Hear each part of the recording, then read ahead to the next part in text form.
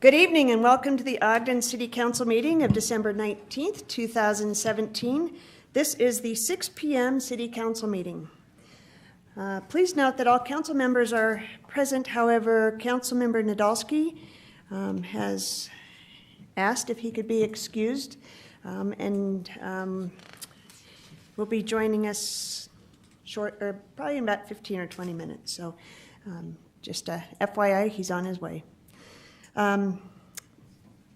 With that, I'll turn the time over to Vice Chair Heyer to say the Pledge of Allegiance. Thank you, Chair White. Tonight we have a Cub Scout, Mr. Sean Coker, who's going to come up and lead us in the pledge tonight.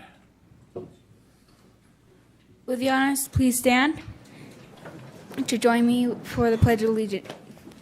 Our Father, to the flag of the United States of America, and to the republic for which it stands, one nation, under God, whose rule for liberty and justice for all. You don't have to leave so quickly. Come back up here real quick. You are very fast. That's I didn't even get turned around. He's a little shy. What was your name? John. Sean, nice to meet you. Why are you here?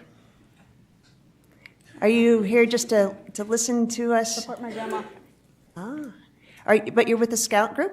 Yeah. What group are you with? What troop? Do you remember? I'm Zord. Okay. Anything else? He did a great job. Yeah. All right. Thank Now you, you can Sean. run. Now you can run. No, you don't have to run. All right. Please take a moment of silence with me.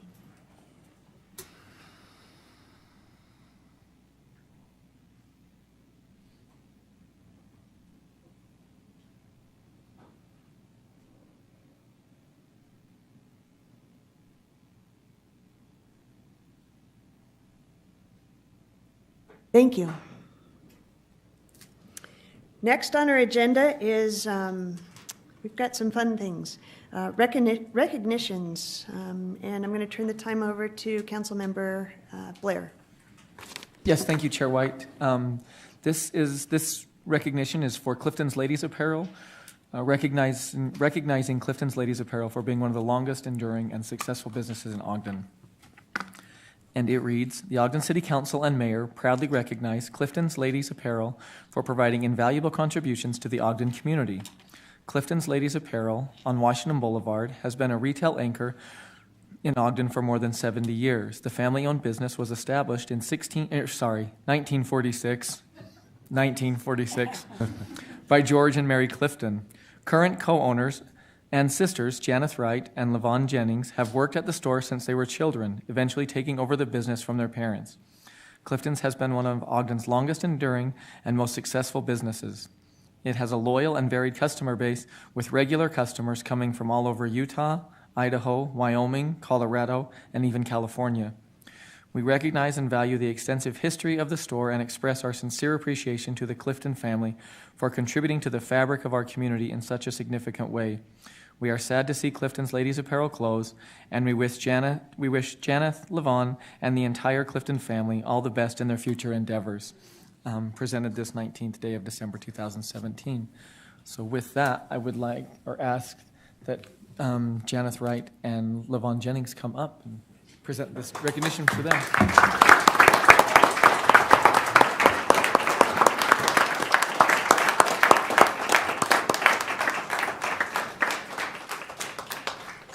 What? 1646? Yeah. Sorry. You got to come and do the thing. You got to go through the line here. I just get to be first. Yeah.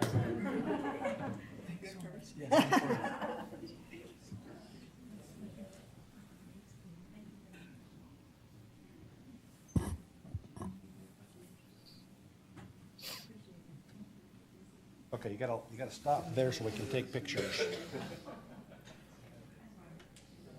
Yep.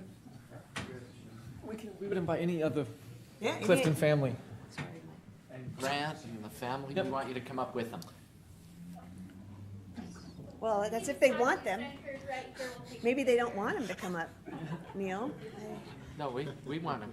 We want them to come up. Anybody else with them coming up? That's what I thought. Come on. Don't be shy. We got plenty of film. We got no film. We'll have some come on the other side, just Grant. Okay, wait, we got, There you go. come on in. No, I'll lean This in. lip? No, I know, that's what I need. No, I'm good now. It's the tall ones that get you. Okay, you ready? 1, 2, 3, and everybody take. 1, 2, 3. Okay, we're good, thank you. Do you want to ask them to say something? Yeah, so, A few comments.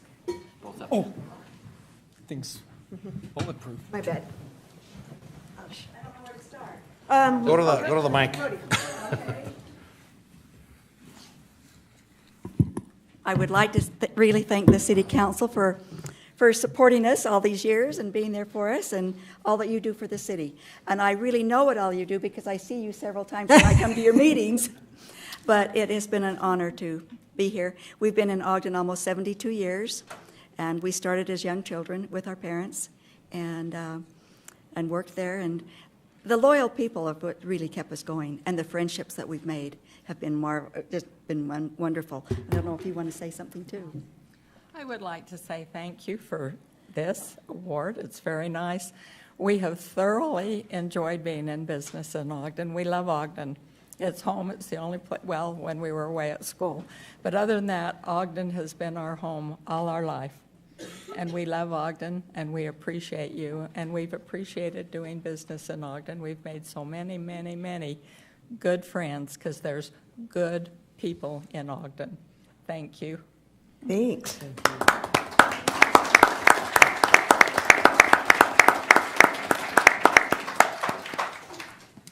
Chair White, can I just, Please. Levon and Janeth know this, but they are truly very dear friends. And it was an honor to have both of my daughters work for you in Clifton's and to continue our relationship together. You've truly been a gem in our community, and I appreciate you so much. Thank you.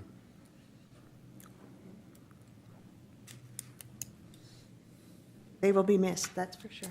Where will ladies buy clothes in Ogden now? That is a good question.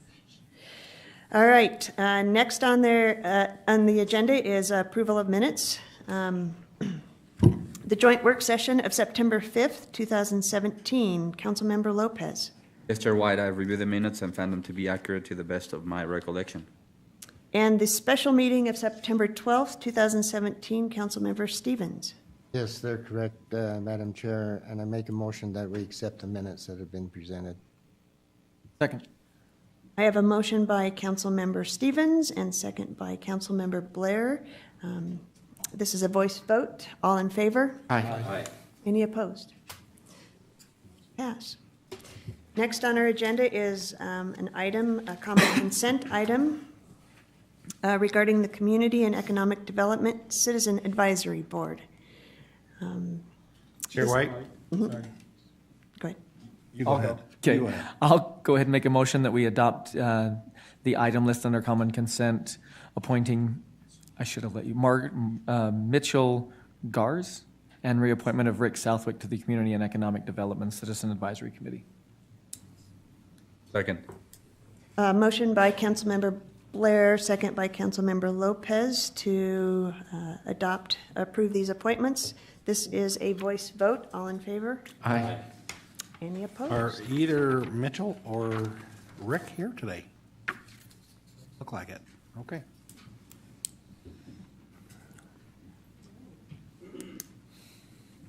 All right, next on the agenda is reports from administration.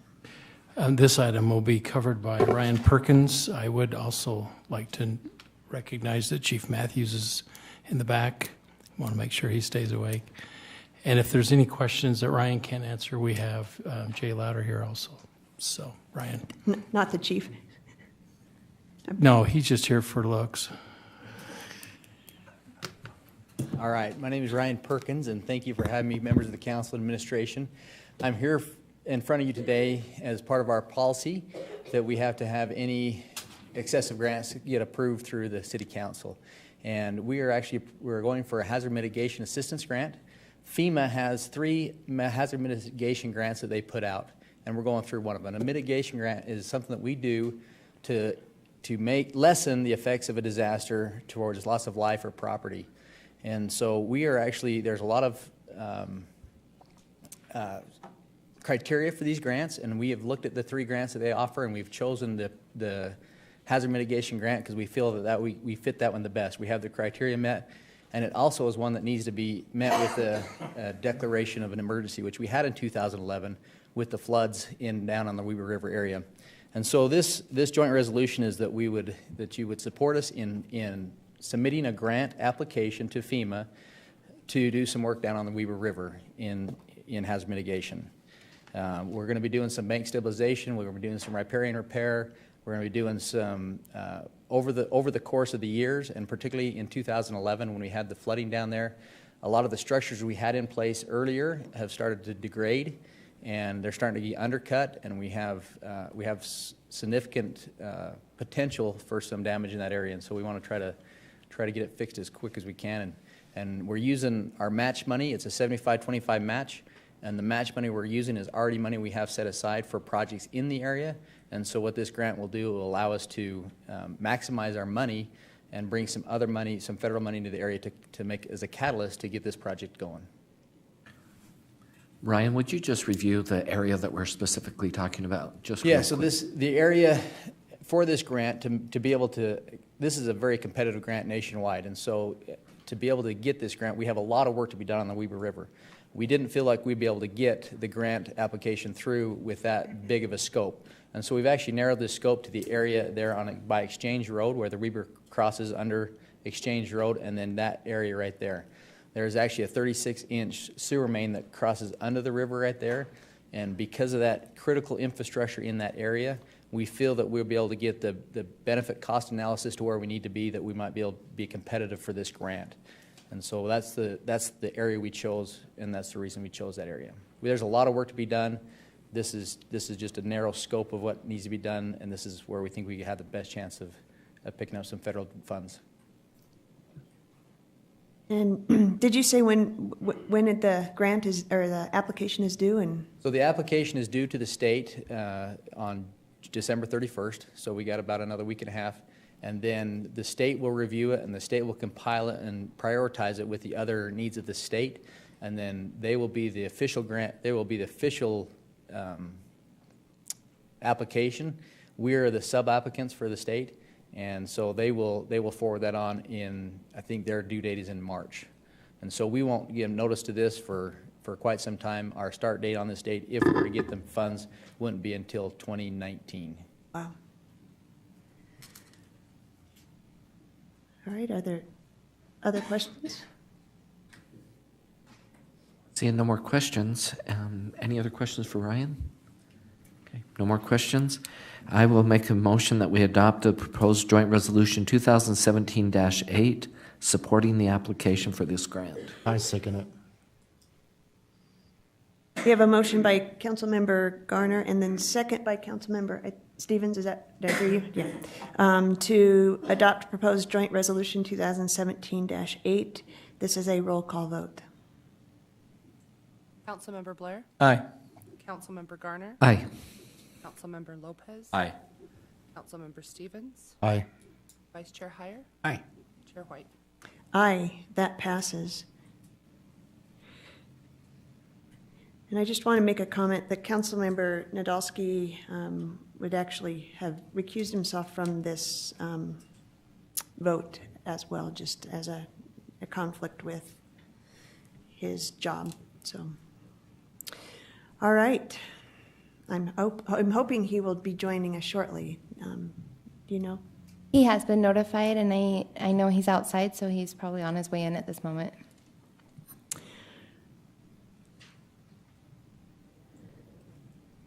If we can just wait, will you make sure that Yes, sir. he is? We'll be moving on to the reports from the planning commissions regarding backyard chickens. we'll let Councilmember Nadolski take his coat off here. There's quite a few of you in the chambers, and I'm going to reiterate that you guys are great as always, but trying to keep a little bit of decorum here. No clapping and no booing or hissing or throwing rotten tomatoes would be preferable. So, all right, welcome back. And I did tell him that you had to recuse yourself, but if you want to go ahead and make a comment about it, that'd be fine. Well, thank you for your patience and for my short breath. Yeah. My daughter was giving a performance at the amphitheater, so thank you for the patience and the opportunity to be a proud daddy. But I'm here for chickens. You're ready? Chickens only. All right. All right, reports from Planning Commission. So. Okay, Madam Chair, members of the council. What you have before you tonight is a recommendation that had come through the Planning Commission by way of a petition filed by John and Liz Christensen. The petition actually has two parts to it. The first consideration is to allow chickens in a residential zone. Since we've had zoning in the cities since 1951, they have not been permitted in residential zones. And so this petition seeks to allow chickens to be in residential zones. And then the second portion of this is also to create then an ordinance that would govern the use if it was determined that chickens would be allowed in the city. And so the petitioner had submitted in their petition some draft concepts of what they felt would be important to have in an ordinance. And so this petition went to the Planning Commission for consideration. The petitioner's request basically had some general concepts of what they felt would be important for regulation if the city were to allow chickens. The first one was basically that the number of chickens would be based on the lot size of a property.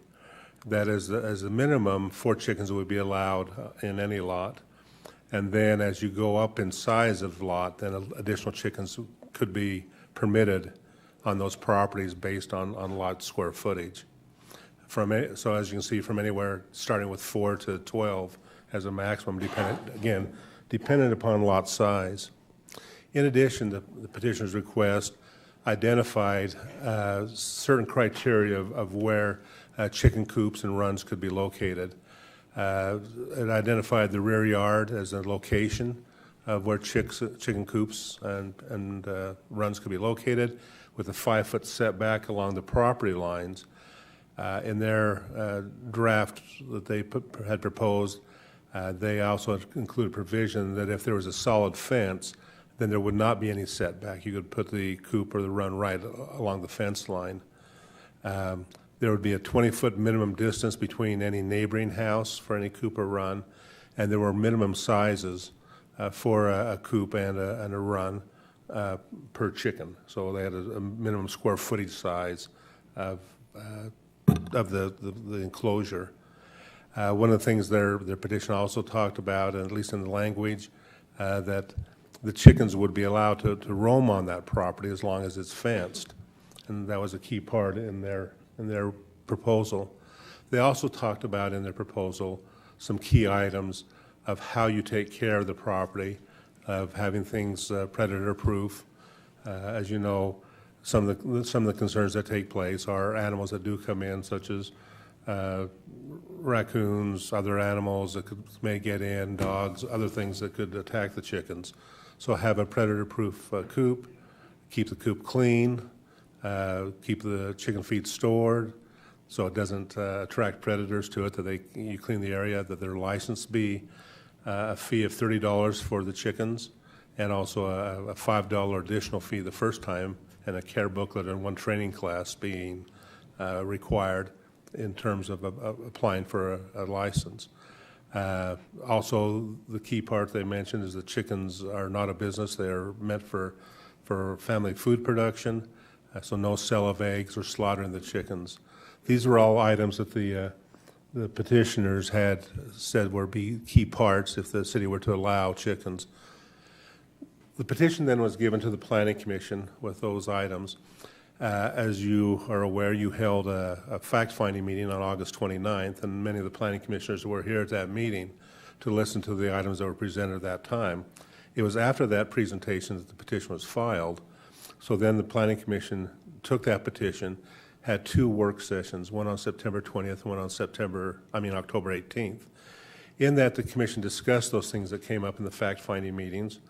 They also asked us to address what other cities do, to look at specific cities around the Intermountain West, also to discuss possible language that may be more appropriate to be in an ordinance from what the petitioner had in theirs.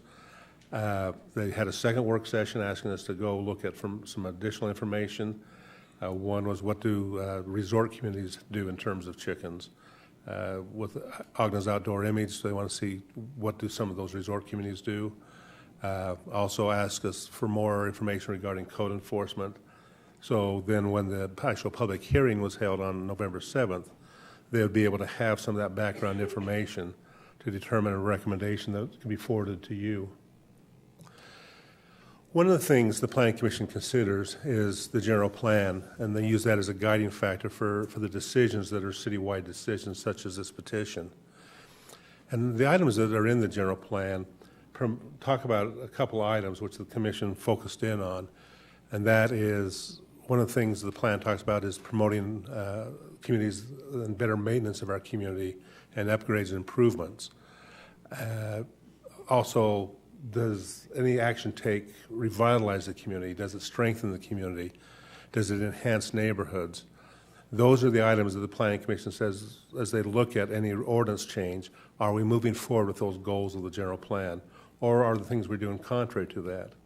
Realizing that any action that as they recommend is kind of a balancing act between the individuals asking for a petition and the general well-being of the city as the other part of that balancing act. And so as the Planning Commission considered the petition, those are some of the key factors they looked at in their own mind of are these values that are in the general plan being met by the specific request. One of the things that was common that came out of the fact-finding was that other cities around Ogden allow chickens. So the question was, what does that really mean? Whenever that was thrown out, the Commission wanted to find out, does that mean that everyone can have a chicken on every lot? Does that mean that as long as I have a lot size, I can have as many chickens as I want? Or does that mean, oh, the other one didn't show up. There it goes.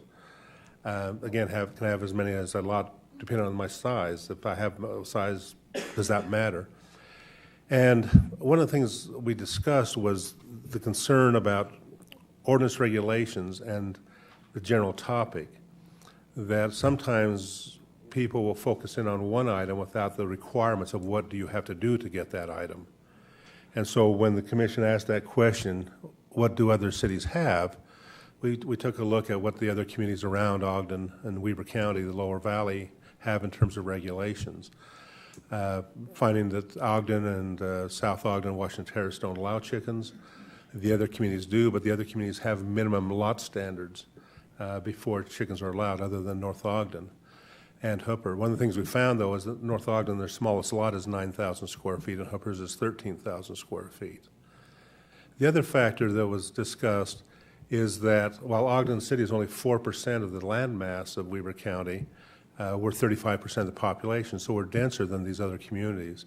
And that became part of the discussion the Planning Commission had of the compactness of the city versus the other communities that have minimum standards, which are much larger than many of the lots in Ogden City. You look at the unincorporated county, 15,000 is the minimum size to have chickens. And each community has developed their own standards of those who allow chickens, what they would be. And so this would be kind of an individual item that the Planning Commission considered and discussed. In their November 7th meeting, the Planning Commission voted 7-1 to deny the petition. I put that note 6-2 because there was some confusion on the motion, and afterwards there was a comment that I would have voted the other way, but either way there was still a majority of the vote that recommended denial of the petition. As the Commission explained why they recommended denial of the petition, they felt that the characteristics of Ogden are different than the other communities, and that while chickens have an appropriate place and serve a function of all the items that were brought up in the fact-finding, they really didn't belong in the city itself. That our spaces are too small, the competition between neighbors and likes and dislikes and controls of those closer spaces create problems. You know, the adage that distance makes better neighbors is one of those things, especially when you look at animals, was one of the feelings the commission had. And that allowing chickens does not promote a strong and healthy neighborhood. And that was the reasons that they stated why they recommended denial of the petition. Now, as I mentioned, there's actually two parts to what was petitioned. One was to allow chickens, and one was for an ordinance. The commission also felt, knowing that this is an item that the council makes a final determination on, that it would be proper to make a recommendation on their part that if you considered chickens, that there be an ordinance that would go with it. And so they had asked us to draft an ordinance that could be that was reviewed also on that November meeting. And the commission felt that as we reviewed that ordinance, that even though they recommended denial of the petition, they felt if the council wanted to move forward with it, that they'd also have a recommendation regarding that ordinance and recommended approval of the draft ordinance that the Planning Commission had, the amendment, if you will. So just real quick, so the Planning Commission asked you to have an ordinance created? Okay. Correct. In the work sessions that we had, they asked that we draft something. Planning Commission. Okay. Correct.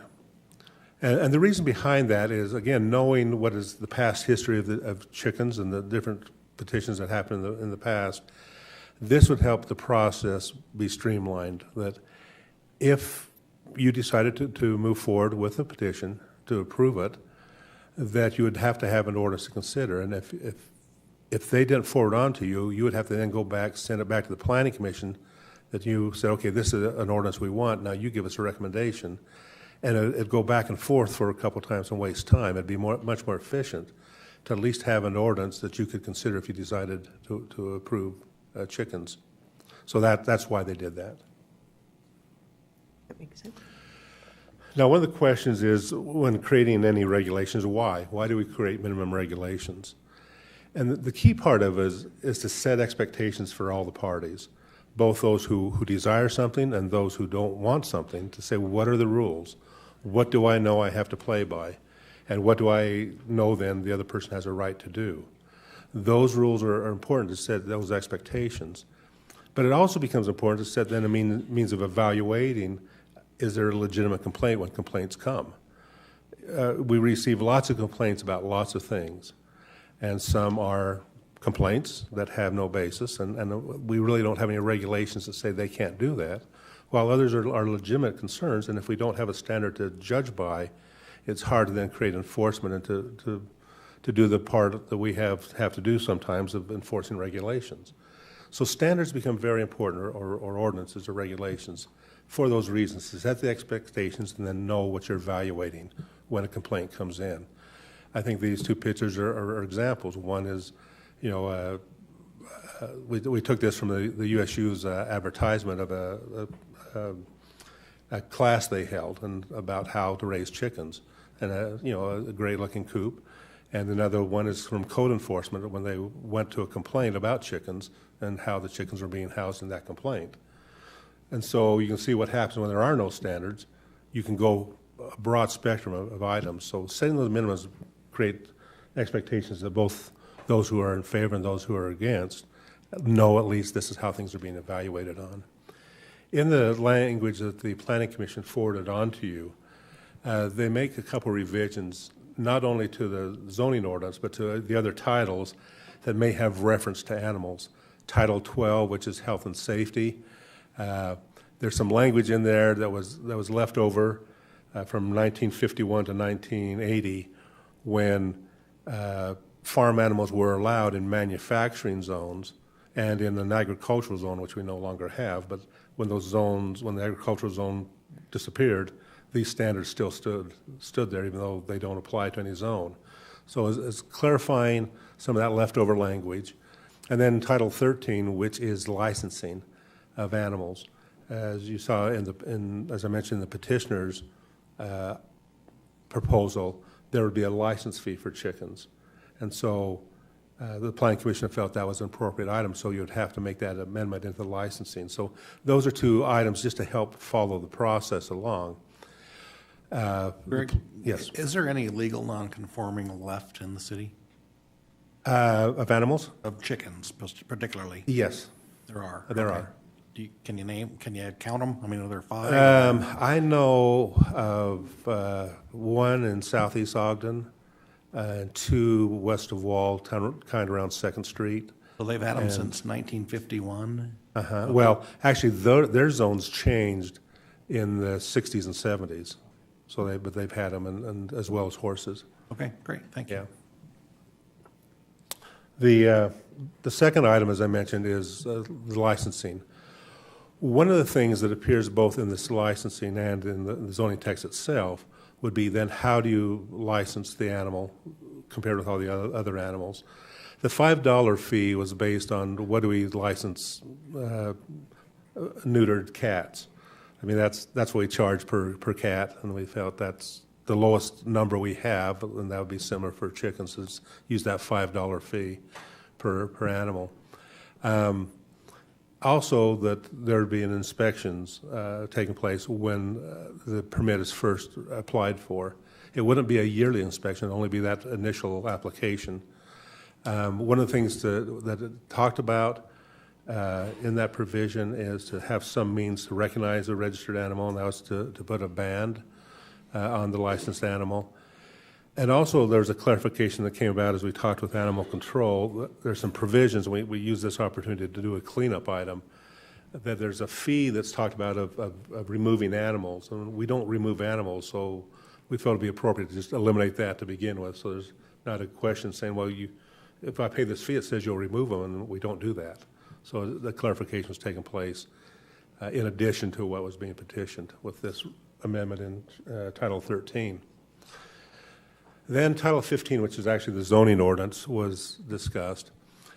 That talked about there to be a process for an application. It would be a no-use land permit, just like we do for fences or any other thing that's erected.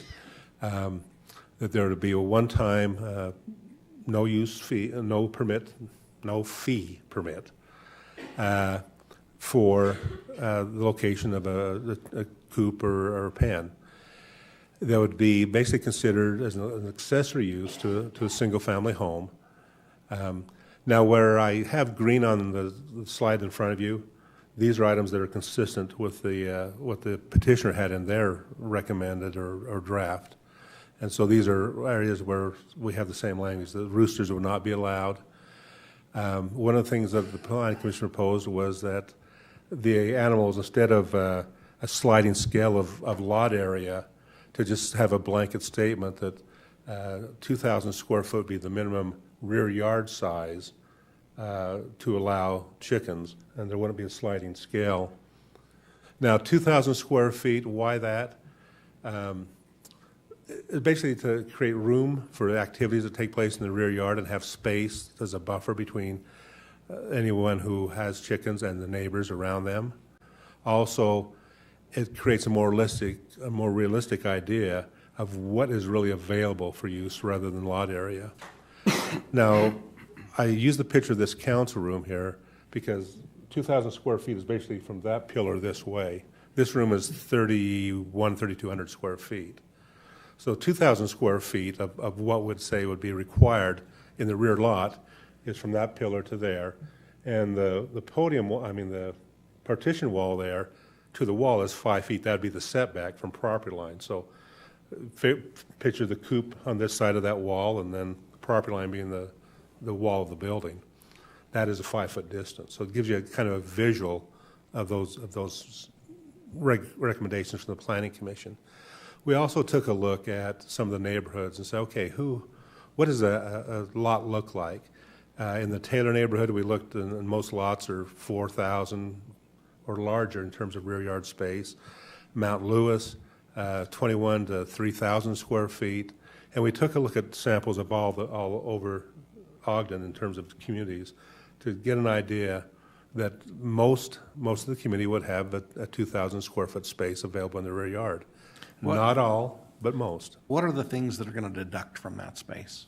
So it would be a garage would be deducted from that space, or a shed.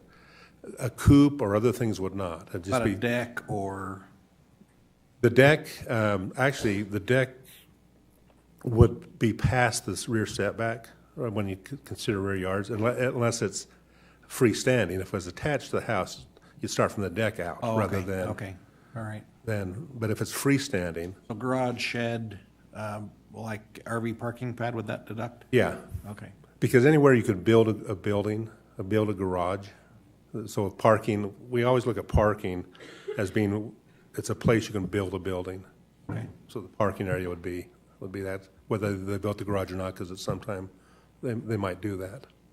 What about a corner lot? How does that work? So on the corner lot, it takes a look, again, still the 2,000 square feet, but it adjusts for where you can put a fence. So on the corner lot, you have a side yard setback facing the street. And so it'd have to be behind that side yard setback facing the street. And that's where then the fence can begin to measure that area. So just like you have a side yard in an interior lot, you have a side yard facing the street on a corner lot also. Corner lots are required by our ordinance to have 1,000 additional square feet, no? They're supposed to be larger, but some aren't. I mean, again, that's how that's happened over the years. So I have a question. So I have 2,000 square feet now. I get a chicken coop. 2 years from now, I want to put a shed. Would you allow the shed, or would you not allow the shed? Would allow the shed, as long as it meets the other ordinances of accessory buildings. I wouldn't have to get rid of my chickens. No. We wouldn't have a way to really track that. I mean, we're just looking at when you make the application, do you meet the minimums at that point? Because we're not going to go back and do other inspections. The initial inspection is the application.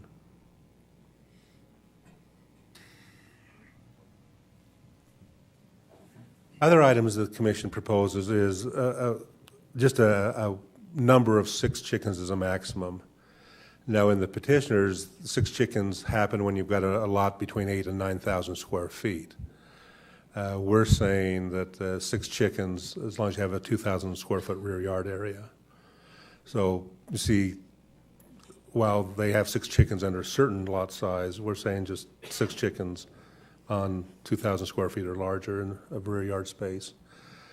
Again, solely for egg production, those are consistent, the coop and run being closed. The one item the Planning Commission added was that really the rear yard, there's no roaming in the rear yard, that the chickens are kept inside those enclosures. The recommendation, and I'll talk about that in a minute, why that.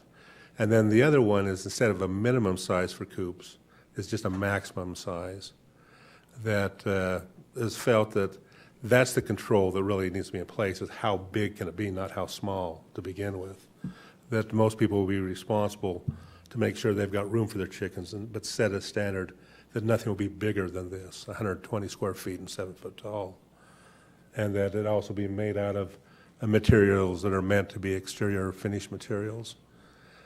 The 5 foot setback from property line is consistent. The Planning Commission added 5 foot from the house itself also.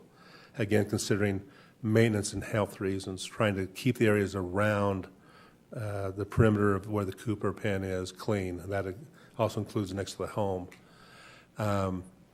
That being set clear of 5 feet, again, is a little variation because the petitioner had asked that if there's a fence there, you can put it right up against the fence. The Planning Commission felt you need to have the ability to clean all the way around the coop or pen and not have that be part of a neighbor's problem when a coop is right up against the fence. How do you get back and clean that back area? So having that 5 feet around all aspects. The 25-foot setback from neighboring homes, the petitioner had 20. The 25-foot was more consistent with what we found in the other ordinances from other cities, and was kind of a balance between the averages of all the other cities we looked at in terms of setbacks from homes. The chicken feed being kept secure, and then just some additional items about making sure the manure's picked up and cleaned and treated. And also there's initial inspection on application to make sure everything is in compliance. That is the other item that's different.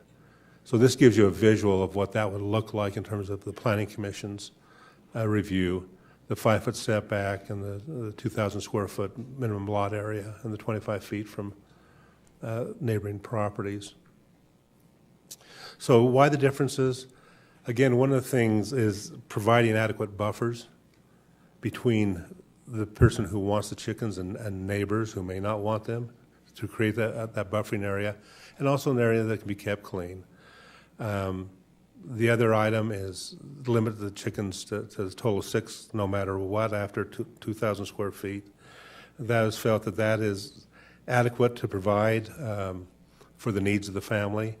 Generally, 6 chickens can produce 2 dozen eggs a week, and that would seem to be a reasonable a number of chickens for the use of the people who want them, but not becoming overly large that then it may create problems with neighbors in terms of noise or trying to control the animals.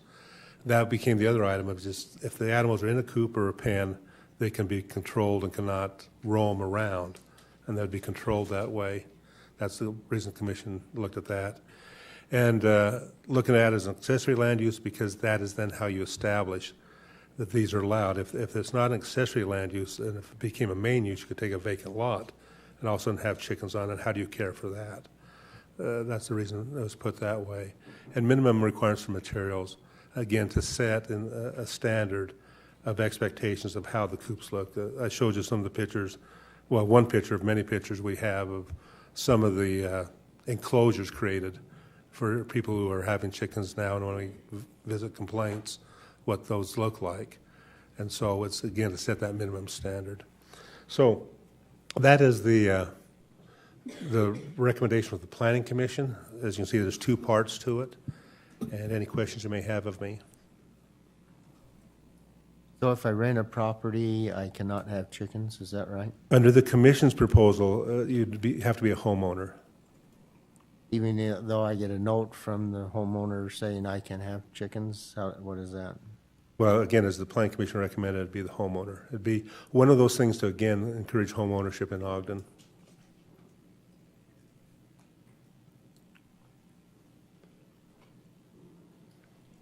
Other questions for Mr. Montgomery? We've asked a lot of questions of him already. I think one issue to deal with Councilmember Stevens' question is that any fines levied will go to the homeowner if they're a landlord, and that's why that seems appropriate. And you can have an RV pad in your backyard? Yeah. Yeah.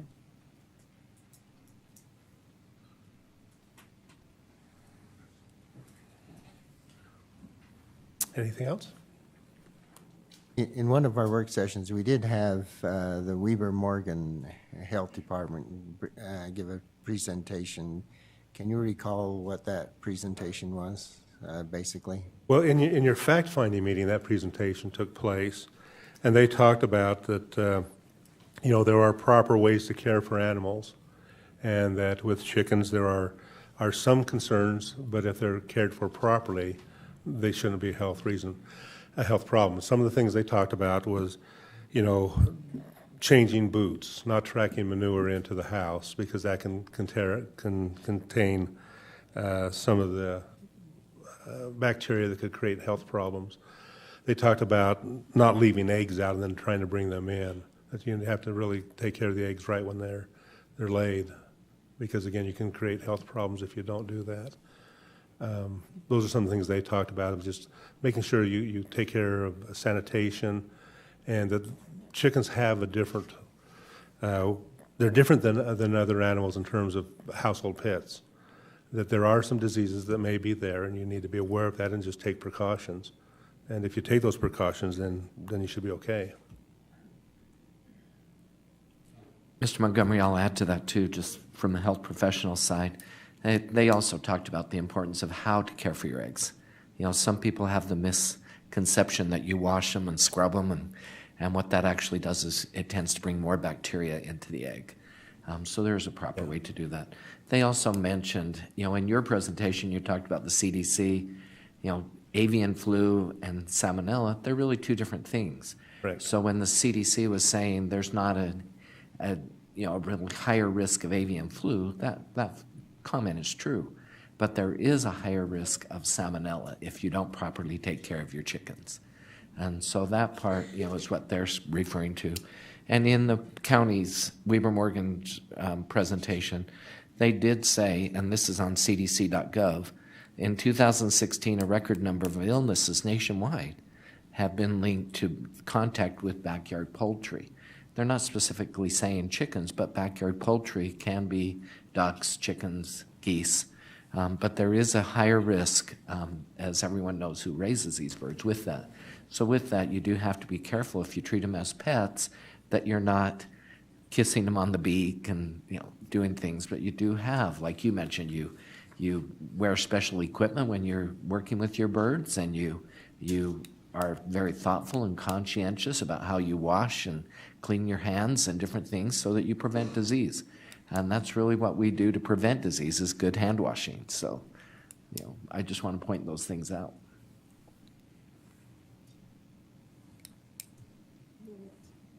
Questions? There might be some more down the road. Thank you. All right.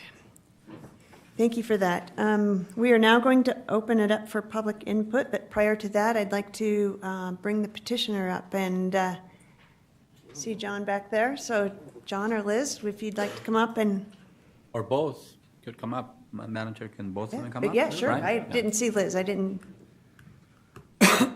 Hiding behind a post. So... Hello, I'm John Christensen with Ogden Chicken Lights. My wife, Liz. Hi, I'm Liz Christensen. You know me? And when we started this a couple years ago, we got together at Grounds for Coffee. There are about 8 of us. And really, Councilmember Louise, first, when he was still running for city council, there was a couple of council members running. I just texted him and asked him how you feel about backyard chickens. And Councilmember Louise, he goes, well, I don't know enough about him to tell you the truth. He goes, but I'll keep an open mind. And then he got elected, and we got together. And then the first time we really got together, we came up with the idea to have at the farmers market, have a booth. We set up a booth, and we were quite surprised how many people actually have chickens in Ogden, and actually surprised that people didn't know that they were not allowed. They said, I didn't know. People come by, oh, my neighbor has a rooster. What do I do? This goes on and on. And the codes are really misleading how they stand right now. So I started investigating more and more. I got with Councilmember Louise, and we just started going through stuff. And then it just escalated to where we are now. We got overwhelming support. You see in all the surveys, it's just overwhelming support. Citizens in Ogden do want an ordinance changed. They want something they can go by, a steady standard, what to be expected of the people that have chickens now and the ones that would probably get them. And we do recommend going to a class. It does teach you how to clean. Up there at USU State, Dr. Fame, he had a class last couple months ago, and I learned something there. It's pretty informative. And then we had a meeting with Councilmember Ben, and I think he was understanding. And Doug Stevens, he helped us. And you seen at the Junior League of Women Voters. Look how many people stood up. They want a change. They're in support of chickens. Yeah. And thank you, Councilman Stevens. He helped us write the draft. And we're trying to copy Brigham City's draft and Provost's draft, where they have a minimum lot size. It's pretty misleading. 2,000 square feet on a backyard. Who knows what their backyard? What actually size lot is that? 6,000, 8,000, 10,000, 20,000. 20,000 is a quarter acre, half an acre. So, I know we went one way, and I think the Planning Commission went the other way. There got to be a happy medium here somewhere, that we can all agree on. anything? He said it, he said everything there, and you all have seen the fact-finding meeting, and that was really informative, and I just think this is going to keep happening. I think it needs to be addressed. If it's not addressed by you, it's going to be addressed by the next council, and it's going to be addressed by the next generation and the next generation. It's not going to go away. People do want it, and it can be done effectively if we all work together. Thank you. Fantastic. Thanks, guys. Thank you.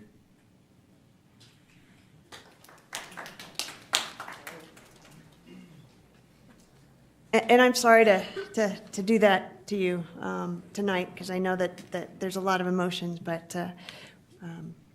just trying to let those people that are maybe here that don't want chickens to feel that it's okay as well to talk. So now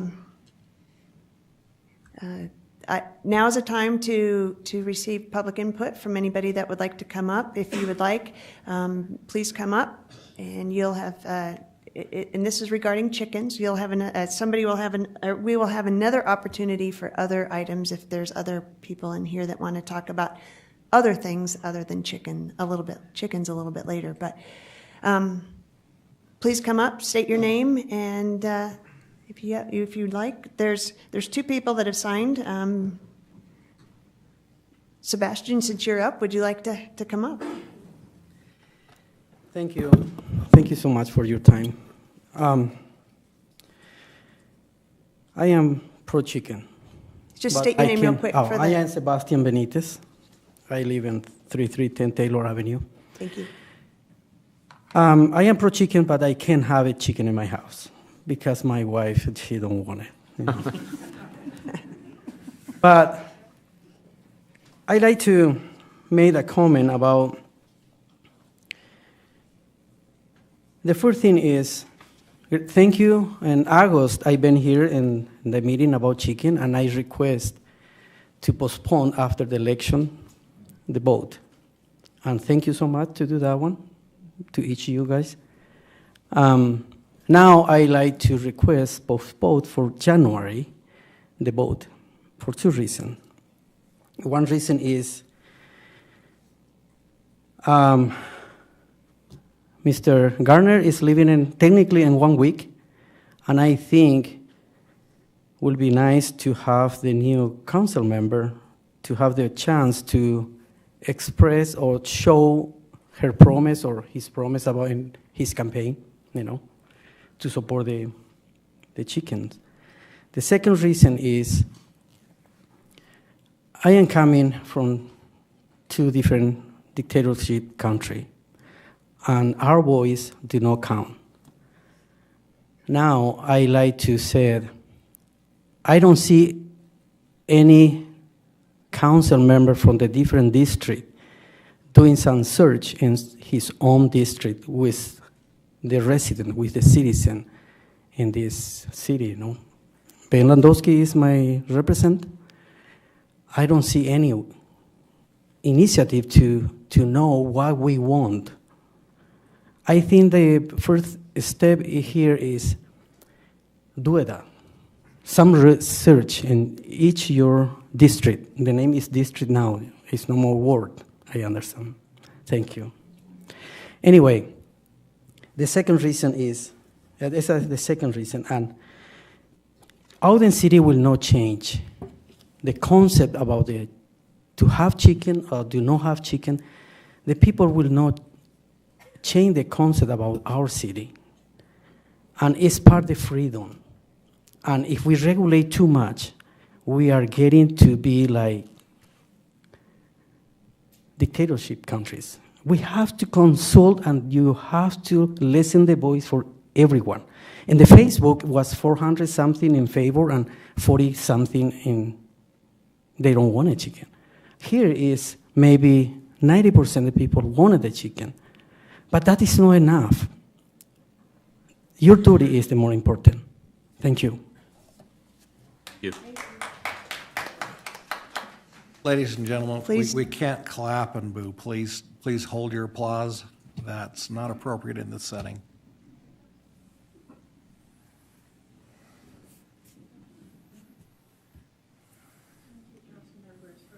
Asked to talk today.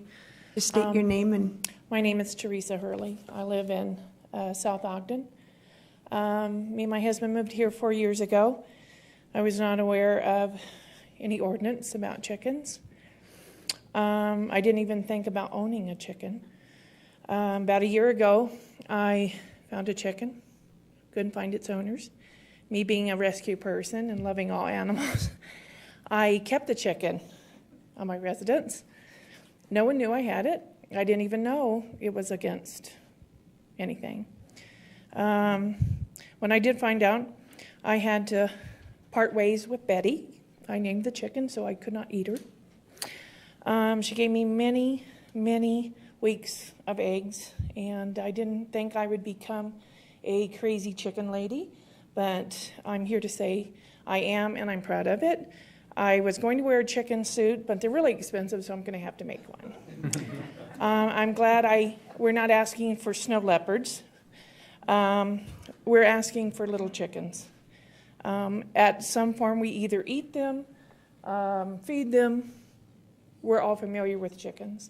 I prefer to eat the eggs that come from them. This has been, I was shocked that it's been since 1951. That's a long time. I wasn't even born yet.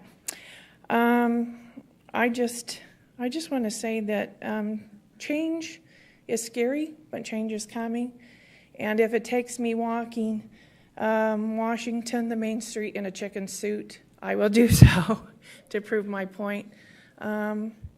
I would hope that you would consider passing this ordinance. Everyone's got good points. I see the pros and cons.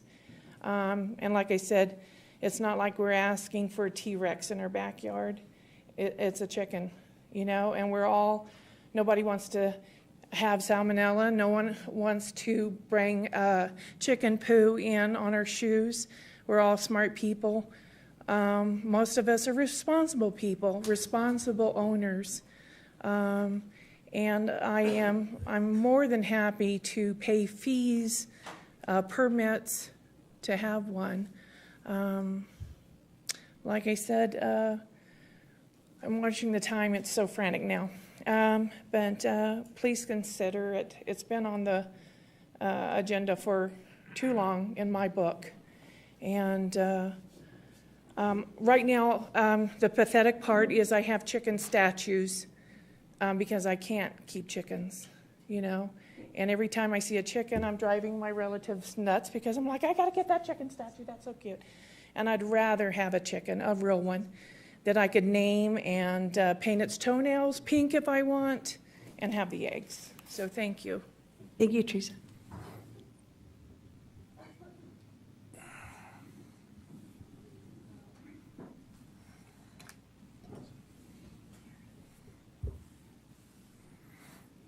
Good evening, Council. My name is Gary Schlottman. I live at 2726 Quincy Avenue, and all of my neighbors that I've talked to are opposed to having chickens in Ogden. The reason being, one, is there's no way you're going to be able to regulate how many chickens are in the backyard. They might say they have 6, but today you got 6 today, tomorrow they've got 20. They hear someone's coming, they take some away and give them to their neighbors. They take care of. You have a tough time right now regulating the dogs in Ogden. You say 3 per household, but I know in my area there's 4 to 5 dogs in the house. All right? Secondly, the cleanup of the mess that the chickens have. The chicken shit, excuse my French, puts off a terrible stinky odor if it's not properly taken care of. The third thing is, all right, the amount of ground you have to have. I think 2,000 square feet is not large enough to have chickens. I do not think that 5,000 square feet is enough to have chickens, especially if you're going to let them be free roaming. Free roaming chickens have a chance to get out, and pretty soon they're out in the streets, running around, and a dog catches them. Then you got the dog catchers involved. You have all these ordinances. It's a tough time to get a dog catcher to come up and just patrol our area. How are you going to patrol the chickens? How are you going to control it? How are you going to license it? How are you going to make sure that they're following the regulations if you don't have someone out there checking up on them? If you say you're only going to do a one-time inspection to make sure that they meet it, what happens after that? You keep saying we can regulate it, but how are you going to regulate it? Is it going to be self-regulated, or is it going to be by somebody else? I appreciate your time. Thank you. Gary?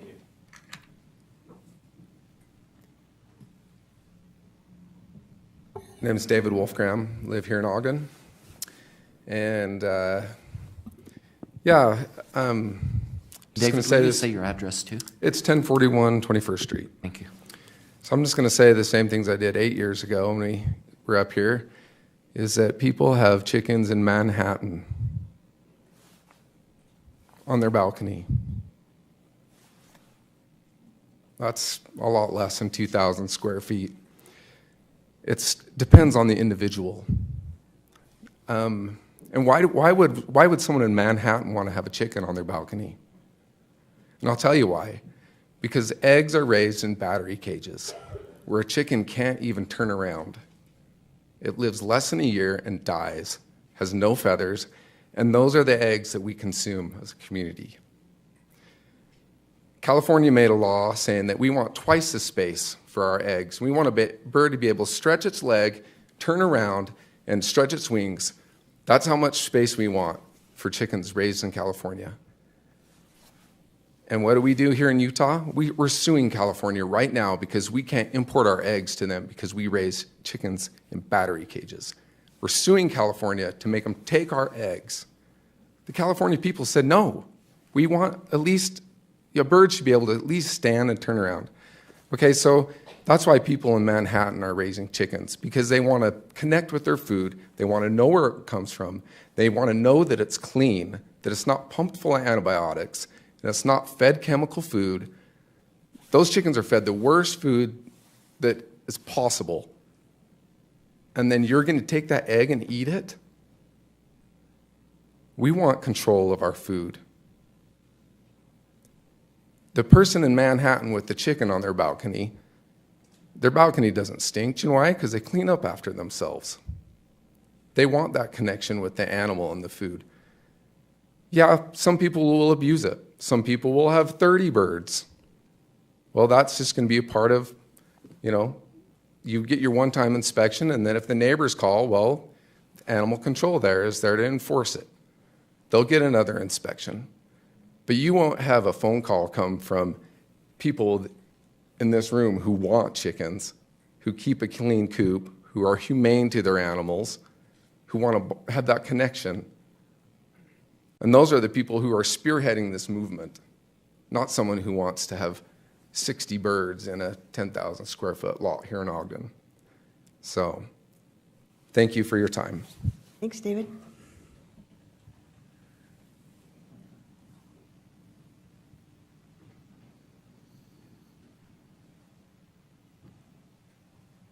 My name is Marone Iru. I live at 1074 Rushton Street. I can't remember your name, sir? Sebastian. Sebastian. He made a very good point when he talked about regulations. And I have to echo that. I did it several years in the Marine Corps, and I've seen the sacrifice that goes in for both those who came home and those who didn't come home. And it's kind of shocking, to be quite honest with you, to think that I have to come up here and grovel in front of you guys to ask you permission to let me legally raise chickens in my yard. I hear some of the arguments about, fecal matter and things like that, but to be quite honest with you, my kids have never tracked chicken poop in my house, but they've tracked plenty of dog poop, and I don't even own a dog. So, the argument, things like that, and then on the other side of that, this ordinance is, the size. That's a huge issue. You don't have that kind of a, stipulation to own a cat or a dog. And you're not going to go in someone's house and measure their house to make sure it meets the qualifications. You guys are asking for more square feet in my backyard than my house is even.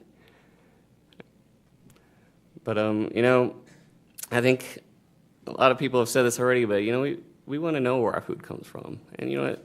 And they're our pet. My kids named our chicken Hey Hey from Moana. You know, they love that little thing. It's not a thing to eat or something to just solely for food. It's there for, I guess you can say, creature comfort, so to speak. You know, it is what it is. But this is America. We don't need to regulate everyone to the point of how big their yards are. You know, of what kind of pets you can have. Obviously, we got to be good stewards, but we can't legislate behavior or morality. Those are things that are kind of taught. You either care or you don't. That's really what it boils down to. It's an individual thing. Thank you for your time. Thank you.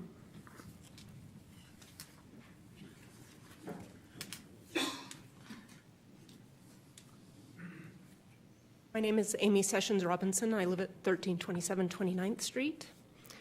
And I was also here 8 years ago trying to get chickens with my son. This is a picture of my son. I know you can't really see him. This is when he was 10 and we had chickens. We had chickens for 5 years. He's 22 now and he's in Japan studying abroad. I promised him I would come tonight to talk about chickens for him. So I'm here on behalf of my son Jeremiah Sessions Robinson. Couple of points that I wanted to make based on some of the comments that have come. People are already keeping chickens in Ogden. When I mention my inability to keep chickens in Ogden, people say, really? I have chickens, or my neighbor has chickens. I know somebody who has chickens. There are lots of chickens being kept in Ogden. So to the Planning Commission's point of enhancing and maintaining community and good neighbors, illegally kept chickens don't enhance our communities or make good neighborhoods or any of those things. If we have regulations that make sure that the chickens that are kept in Ogden are maintained appropriately, that will maintain better neighbors, better neighborhoods, and better community, much better than the illegally kept chickens that are there now. I feel like now it's kind of a don't ask, don't tell kind of thing. There are so many chickens out there. There are pictures of people with chickens in the newspaper all the time. And you know where they are. People know where they are, and they keep them. And I'm trying to obey the law. I'm currently not keeping chickens. But I really, really want chickens. And I would like to be able to keep them legally in Ogden. I don't want to sneak under the radar. I probably could. And as long as my neighbors don't complain, I'm fine, right? But I would like to be able to do it legally. The don't ask, don't tell thing just seems silly. I can keep pigeons in Ogden. I could keep large parrots in Ogden. I have neighbors that keep several cockatiels in their backyard all summer long, and they scream really loud from dawn to dusk, and I can hear them from 5 or 6 houses away. No one would hear my chickens in my backyard or even know that they were there. There are the same issues with cleanliness, attracting pests, attracting predators with those kind of birds, and there are no regulations about those kind of things being kept. I think, as other people have said, it's more than time to just put this to rest. People are going to keep wanting chickens. We've been wanting them for 8 years. I've never seen my son so sad as the day that his chicken died. He collapsed in the driveway sobbing, and he was 16 at the time. He's 22 now, and he still really, really wants chickens. So thank you for your time. Thank you, Amy.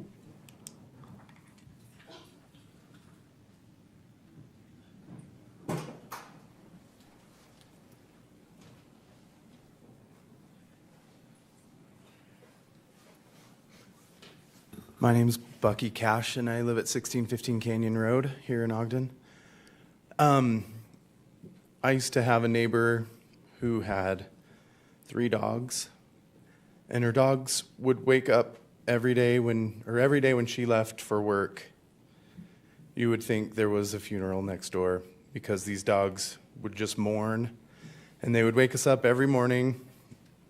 And so one morning I got up after the dogs woke me up, and I walked next door and I said, Sue, your dogs wake me up every day. And she said, I'm sorry, I didn't realize that. I know they make a lot of noise, but I didn't know that they were waking you up. And she proceeded to change her behavior to where she then kept her dogs in a different place when she left for work so that they didn't wake me up every day. I happen to keep backyard chickens. I have a neighbor, and when my chickens got in my neighbor's yard, which is not something, obviously, anybody wants their pet or their children or nobody wants to encroach on their neighbor's property. My neighbor came to me and said, "Bucky, your chicken's in my backyard." And I went and got the chicken. There was no problem. You know, we remained friends. We remained civil. We're adults, and we can behave like adults. We don't need to be regulated and treated like we can't be responsible. So that's all I want to say about that. I hope that y'all will make the right choice. Thanks. Thanks, Bucky.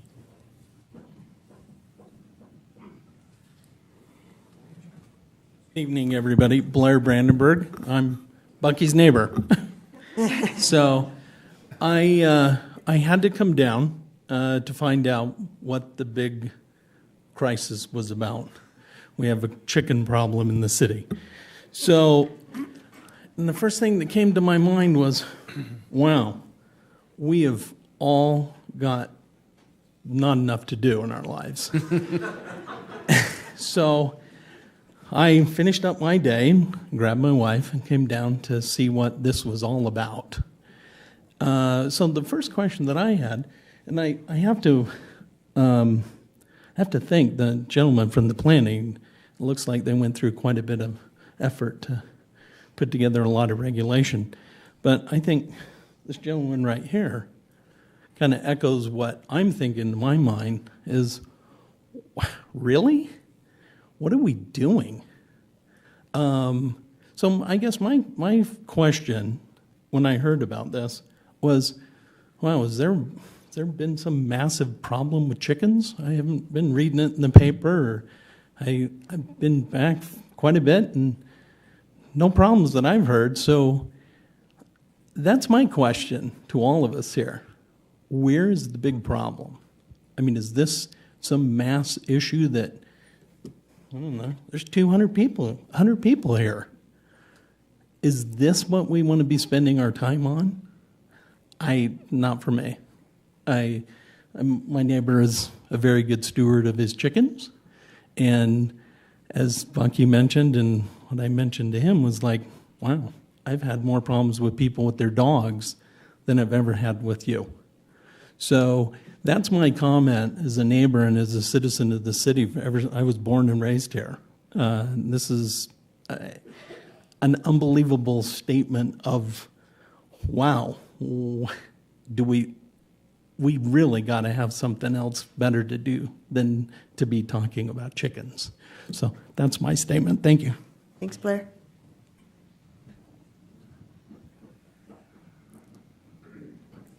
My name is Chase May. I live at 165 North Iowa Avenue. I'm a relatively new resident in Ogden. I've only lived here for about a year, but I was shocked to learn that there are still communities in the world for which chickens are a big deal. I haven't been part of the Ogden Chicken Alliance or their campaign, regrettably, and I don't know how the city conducted its research and investigation into the issue, but it's not like this is an unprecedented move. There are dozens of communities in the country that allow chickens, and this is a problem that has been solved dozens of times. I'm not aware of any chicken-borne epidemics in American history. Wasn't part of my history textbooks. I'm not aware of any civil wars that have been fought between the chicken keepers and the chicken haters. How many officials here have ever kept chickens? How many people in the audience have ever kept chickens? People who've kept chickens know how much noise 6 chickens can make. We know how much poop they can make. It's much less noise and poop than the animals we already have to coexist with are producing. I don't want to make this about something that's bigger than chickens, but I can't help it. It seems to me that this is a question of the independence and liberty of the people that you're tasked to represent. As a question of representation, then, I would just echo the sentiments that have been raised by others, but I want to put a finer point on it. Good research has been done that shows that 90% of the community supports allowing chickens. So I think the question is, are you here to rule us or represent us? Thanks, Chase.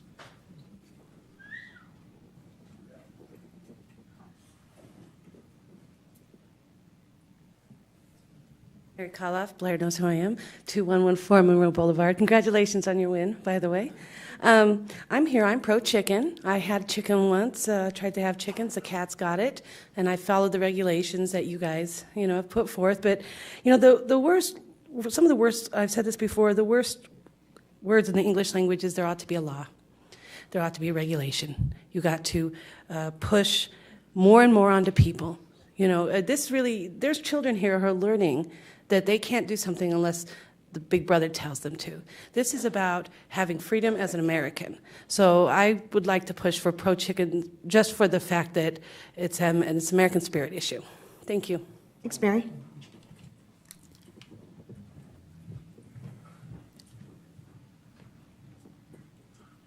My name is Kevin Irons. I reside at 2625 Tyler Avenue, and I'm a homeowner, and I support chickens. And I'm also here today under threat of arrest. I was told by the chief of police that I would be arrested. And also Mike Codwell told me I would be arrested if I came to the city council meeting. But so I'm here. They want to arrest me out there. Here I am. Thank you, Mr. Irons.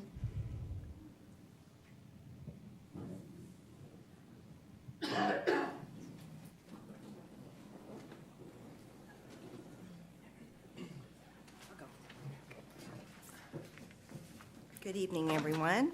I'm Tammy Krieger, and Richard here. We live at 159 West 2nd Street. We've lived in Ogden 22 years. Rick's 64, I'm 58, proudly aging. And we have also prided ourselves in living by our beliefs in the freedoms that we have as Americans to live healthy, productive lives and be a positive impact in our community. We've had chickens and raised large gardens our entire adult lives. Our efforts towards self-sustaining, natural, homegrown foods have enabled us and hundreds of other people that we've shared with to reap the benefits that the earth provides to us all with but a little effort. Our first grandchild was born in 2016, and at 16 months old, Edie Mae already has a deep understanding of where food comes from. She's picked cherries, 10 different kinds of fruit. And her favorite thing is, what's that? Bok, bok, bok, bok. And she knows where the eggs that she's already learning to scramble come from. And we've not only taught that to our single grandchild, but to hundreds of other, not only children, but grown-ups that we've interacted with and shared the fruits of our efforts. You should see the looks on these kids' faces. Those kids that think food comes from a bag, that think food comes from a box, or you can only get it at the grocery store. It's amazing. We have a responsibility to continue that education in our youth and in our community. Ogden has been a hub for many things in our country, including food production. And many of us have deep roots with agrarian heritage and self-sufficiency. It's a travesty that most of us don't know where our food comes from. Current methods for growing and harvesting chicken and eggs is disgusting. As educated persons, we've always tried to take actions to be stronger, healthier members of our society, primarily by the way we eat and provide to ourselves, because every one of us in this room are what we eat. And we should all have a right to choose. Many of the issues in support of banning chickens in Ogden are unfounded, and we've talked about a lot of them. I can promise you that the fecal matter from chickens, and we've had a lot of chickens, versus other pets that we've had a lot of too, there's no comparison. Chickens are caged, can't get to them, dogs bite kids, cats decimate native bird populations, but they're all allowed.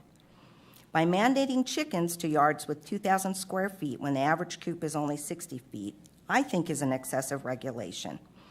Council will just be creating more rules to regulate that are unnecessary. We already have ordinances that cover most possible issues with backyard chickens: noise, debris, odor control. I know because we researched it last night and looked at the ordinances.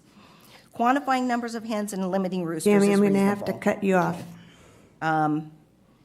Ogden should be a leader. I encourage you all to vote no and make the right decision. Right, thank you. Oh, yes, I mean, what am I saying? We figured that way, yeah.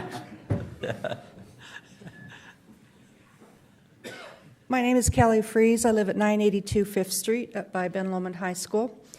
I want to thank you all for taking us seriously throughout this process. This means a lot to us. I want to thank the Planning Commission, and I want to thank the gentleman that came and voiced his opinion anti-chicken. It takes a lot of courage to come here and face down the chicken people. There was one comment up there from the commissioner or the city planners that I just want to clarify for myself. And that said no roaming of chickens, and I hope that didn't mean on our property, because my backyard, it's going to be eco-friendly, it's going to be organic. My chickens are going to go around my yard and eat all the little bugs that are eating my vegetables. That's my plan.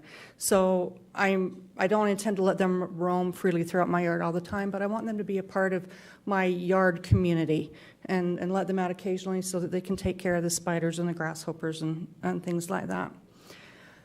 I want to tell you a little story about my foreign exchange student from Brazil. He came last month, and we were talking about the great chicken debate here in Ogden. And my daughter told him that she had seen somewhere in writing that somebody had said that Ogden could potentially look like a third world country if we allowed chickens in.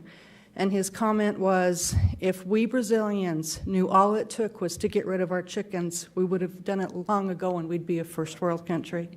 Thank you for your time. Thanks, Kelly.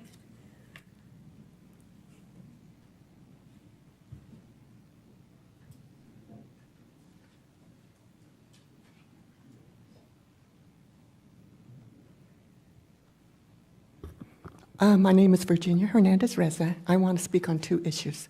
The first one was the award that was given the plaque to the owners of the... So this is about the chickens, so... Oh, I thought you said that we We could... will after the chicken one. Later. Okay, I'll be back. Well, no, let me talk about the chickens. Okay. No, let me just say, okay, we're 3-4 generation here. You know, this is really, I'm learning and all. What I'm getting out of this meeting is that the people that are coming forward, they've not been here for too long. I think one lady said they were here 20 years. One has been here 4 years and so forth. For us that have been born here and raised here 3 generations, chicken has not been the thing here in Ogden.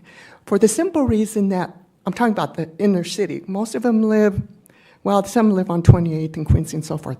But it is because back then, the people thought of the problems that was put up on the board by the planning commissioner, is that it's really difficult to do that. But that was back then, but now we're here today. Now these are people that have come into Ogden, from the little I know, and they are used to this kind of environment and interaction.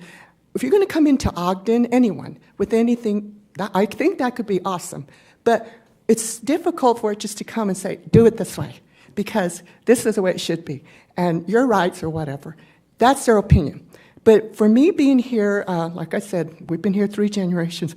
No, we do not have chickens. And people who are homeowners here in Ogden, Weber County, that we know, family, whatever, they could put chickens all through the years, but they don't, because Ogden is more a city. And I can go on and on now, but I'm at this point, I don't think we should turn Ogden, because we're already going through a lot of difference of opinions and facts and that. And like they said, why bring that in when we got other issues? So why don't we just kind of work towards bringing chickens, educate the Ogdenites and people that are here from these people. Okay, that's all I have to say on that issue. Thank you. Thank you. Virginia?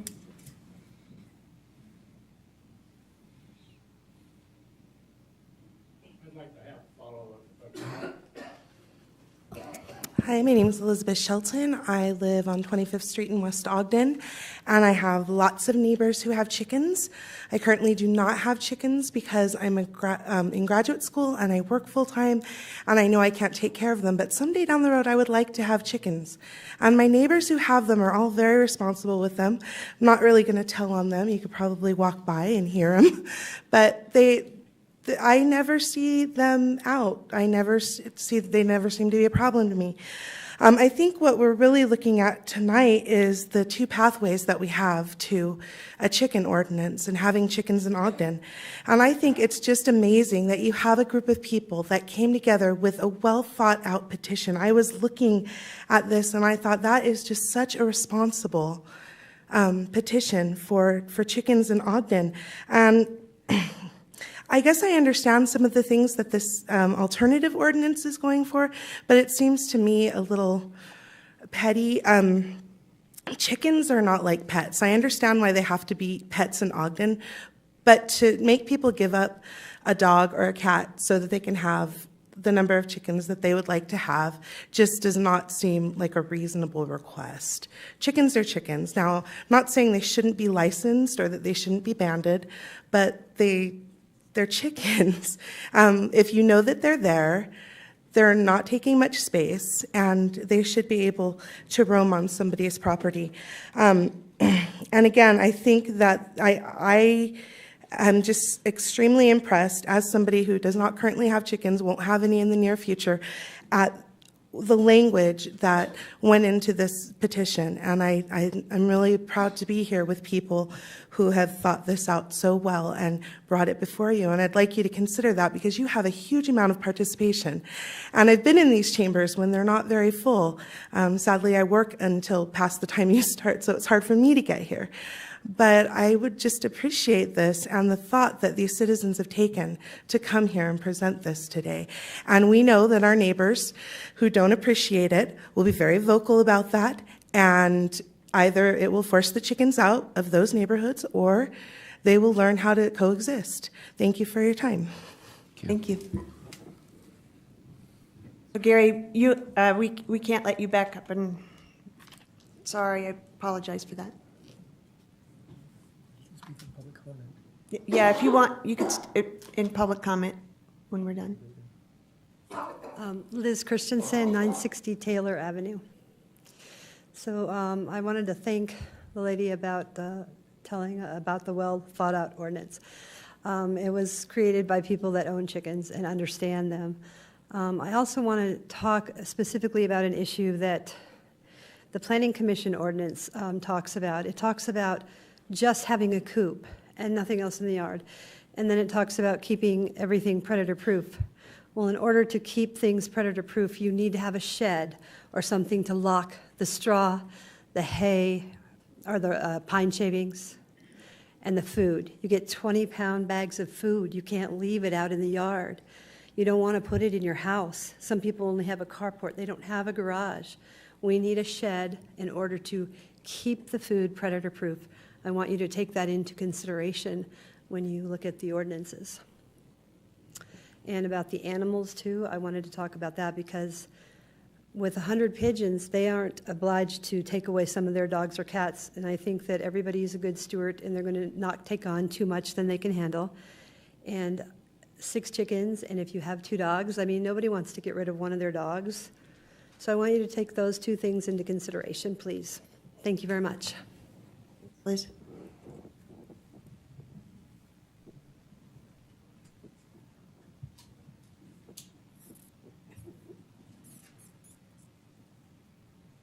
Blaine Johnson, 2860 Maryland Drive. I wasn't planning on getting up and talking today, and my wife just texted me and asked, or she said I better, so I'm up here. I am relatively new to the whole chicken argument. I have a daughter who's married with 3 children, lives out in Plain City, and 3 or 4 years ago she started raising chickens. And my observation is that they generally live in their vicinity without boundary. They're fairly clean. They eat bugs. They do leave some poop behind, but it dries relatively quickly, and it's not tracked in the house very often. They're friendly. I have a 3-year-old granddaughter that loves to pick them up and carry them around. They have names for them. I don't see that they create an issue any larger than we already have in the city with feral cats and dogs that roam and get out and do things. I don't think that their particular home is on the end of a cul-de-sac. They live in an older home where the new homes are being built around them. They have no fence, and the chickens stay in the yard. They know where they roost, and they return to that same spot every night, and they get up in the morning, and they live among the goat and the dog and the cats that live around there, and there aren't any problems. Like I said, I kind of entered into this relatively late in the game. I had my secretary pull ordinances from Spanish Fork to Brigham City and found there are somewhere between 20 and 30 jurisdictions in Utah that already allow chickens. I'm not sure why it is a problem for Ogden to find a way to have chickens in the urban areas of Ogden. It seems a little bit short-sighted to me that if we have cities like Salt Lake and Farmington and I believe Fruit Heights, Syracuse, that allow chickens. I actually was in Syracuse not long ago and I saw a house there that had a chicken coop in the backyard. The coop probably took up about somewhere around 120 square feet of property, and they had 6 or 8 chickens in the coop and with a little run next to it, and they seemed to live just fine. So I don't know if square footage is a huge issue, but it seems like chickens can live in a fairly small space and do very well with their egg production and live generally decent lives. So anyway, I encourage you to do the right thing, allow chickens, and I don't think it's going to be the problem that a lot of people think it's going to be. Thank you. Thanks, Blaine. Thanks.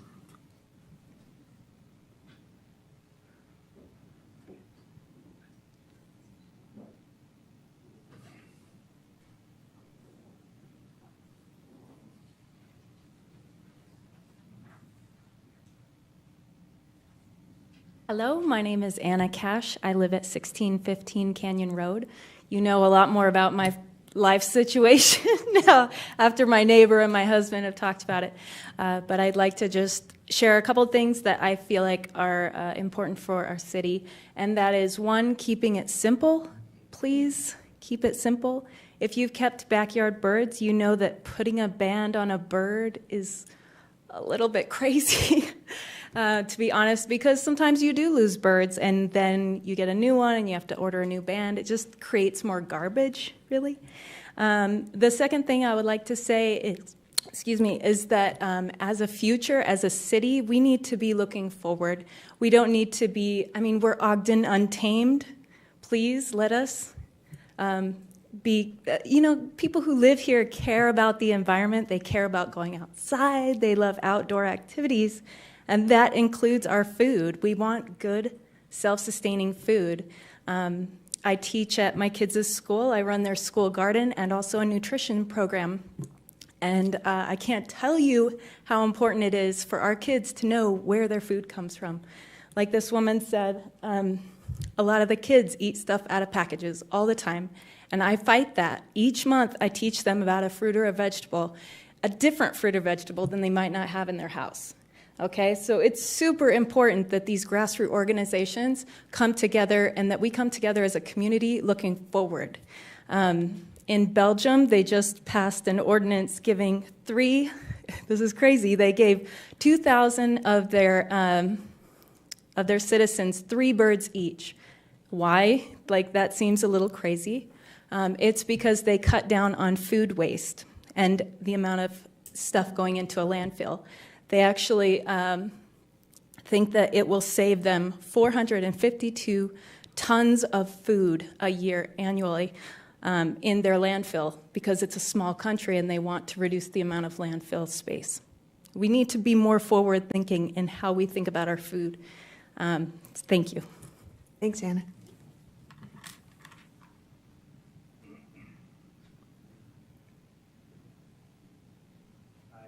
Thanks for having us.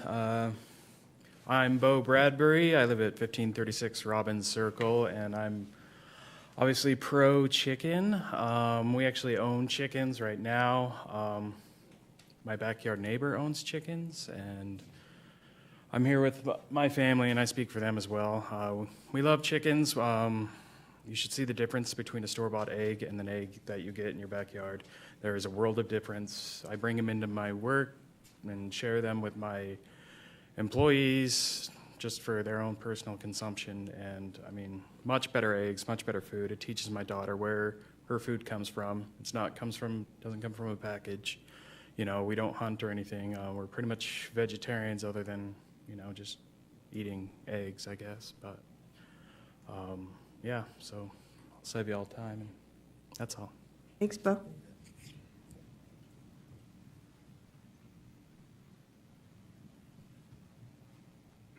Hi, my name's Andy Mueller. I live at 25th and Van Buren, and I just kind of want to echo what a lot of other people are saying, that, you know, this younger generation, my generation, we kind of want to be more connected to the land. We want to have more self-sustainable food. We want to have that knowledge of where it comes from. We're kind of against factory farming, and being able to have backyard chickens is just a good option for a lot of people.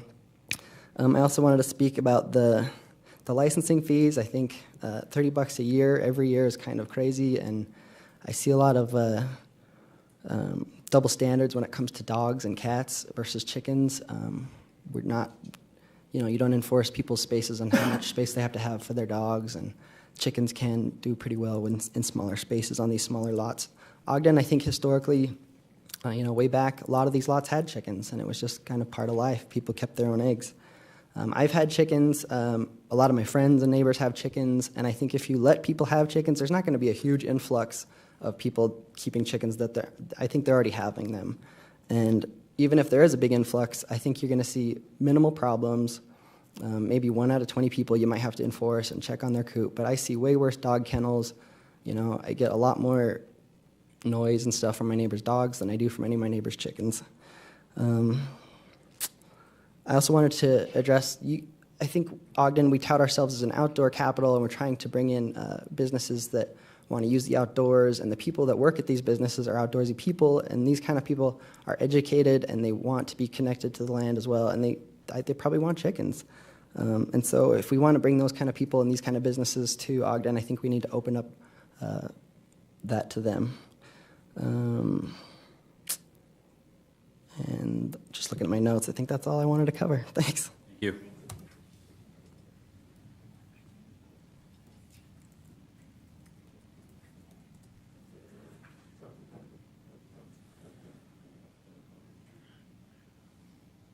My turn. Hi. My name is Spence Robinson. I live at 1327 29th Street.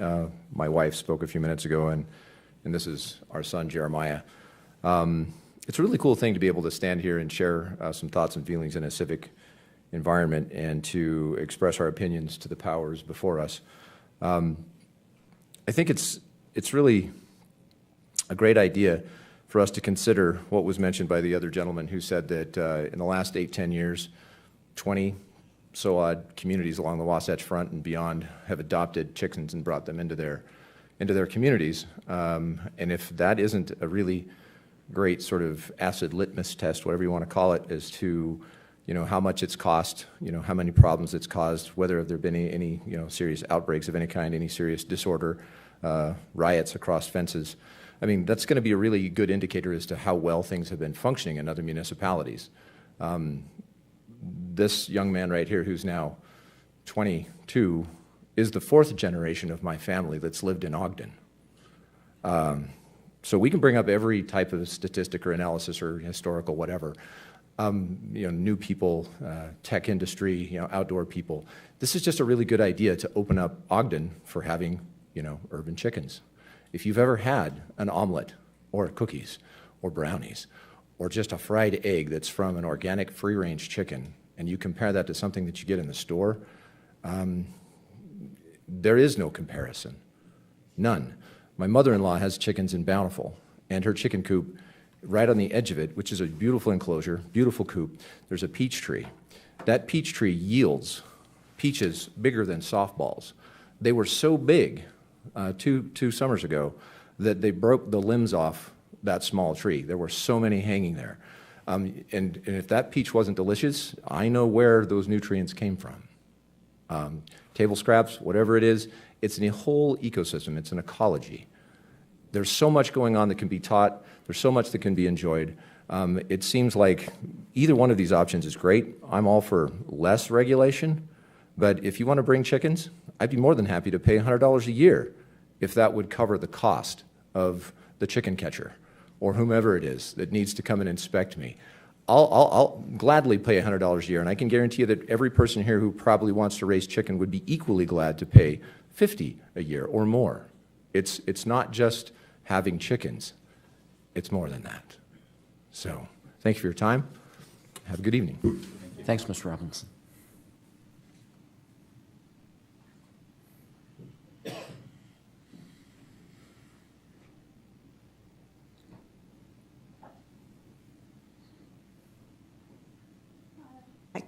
My name is Jennifer Dominguez. I live at 2468 E Avenue in West Ogden, and I have a couple of comments. One is I do currently own backyard chickens. When we got them, it was actually a city person that worked in here said that the ordinance was up and they thought that it was going to pass, and that as long as it was okay with my neighbors, that they thought that it was okay for me to go ahead and put in my coop. So I did go ahead and do that, and I kind of went a little bit overboard. We had a small construction company put it in, and it matches my house. It looks really nice. And, and now it's like concreted in, and I didn't know that it didn't pass until I had the code enforcement come to my home. So I am one of those people that has the chickens right now, and it would be kind of difficult to take out my chicken coop at this point. My husband could make it into a shed or something, but aside from that, there's a couple of other things that go along with our chickens. I have 7 small little boys and 1 little girl, okay? And she absolutely adores our chickens. They will fall over and play dead when she comes near to them, and they will just let her pick them up, and she carries them around like a rag doll. And the chickens just allow her to do this. I mean, they are a part of our family. They're a part of our lifestyle. We would really like to be able to keep our chickens. Not only has it affected my family, but there's a lot of lower income families around my neighborhood. There's some apartments that are subsidized. A lot of people let their children just, I live right across from the park. They let them just stay there through the summer, and a lot of them do come over to my house. I'll feed them, and I can see that it's had a positive effect in a lot of these children's lives.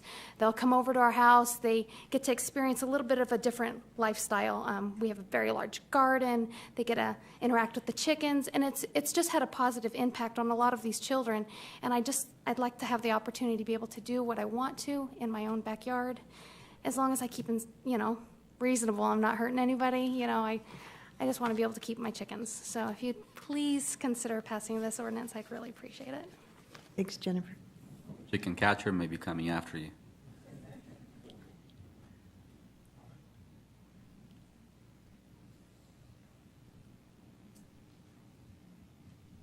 More movement. Anybody else?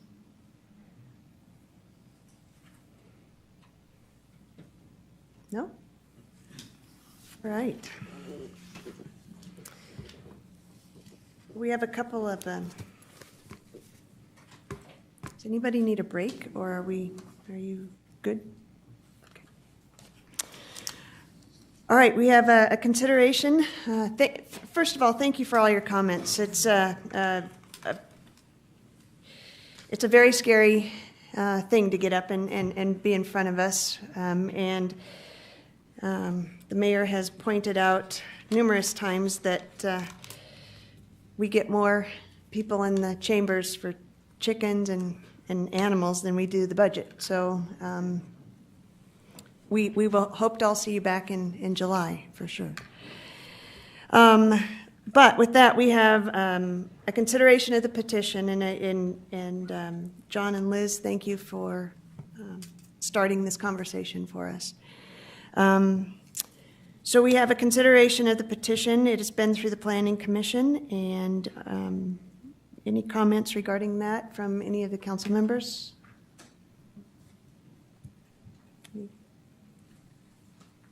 No? Okay.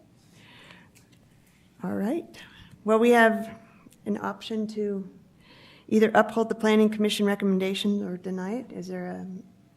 Does anybody want to have a stab at a motion? Or?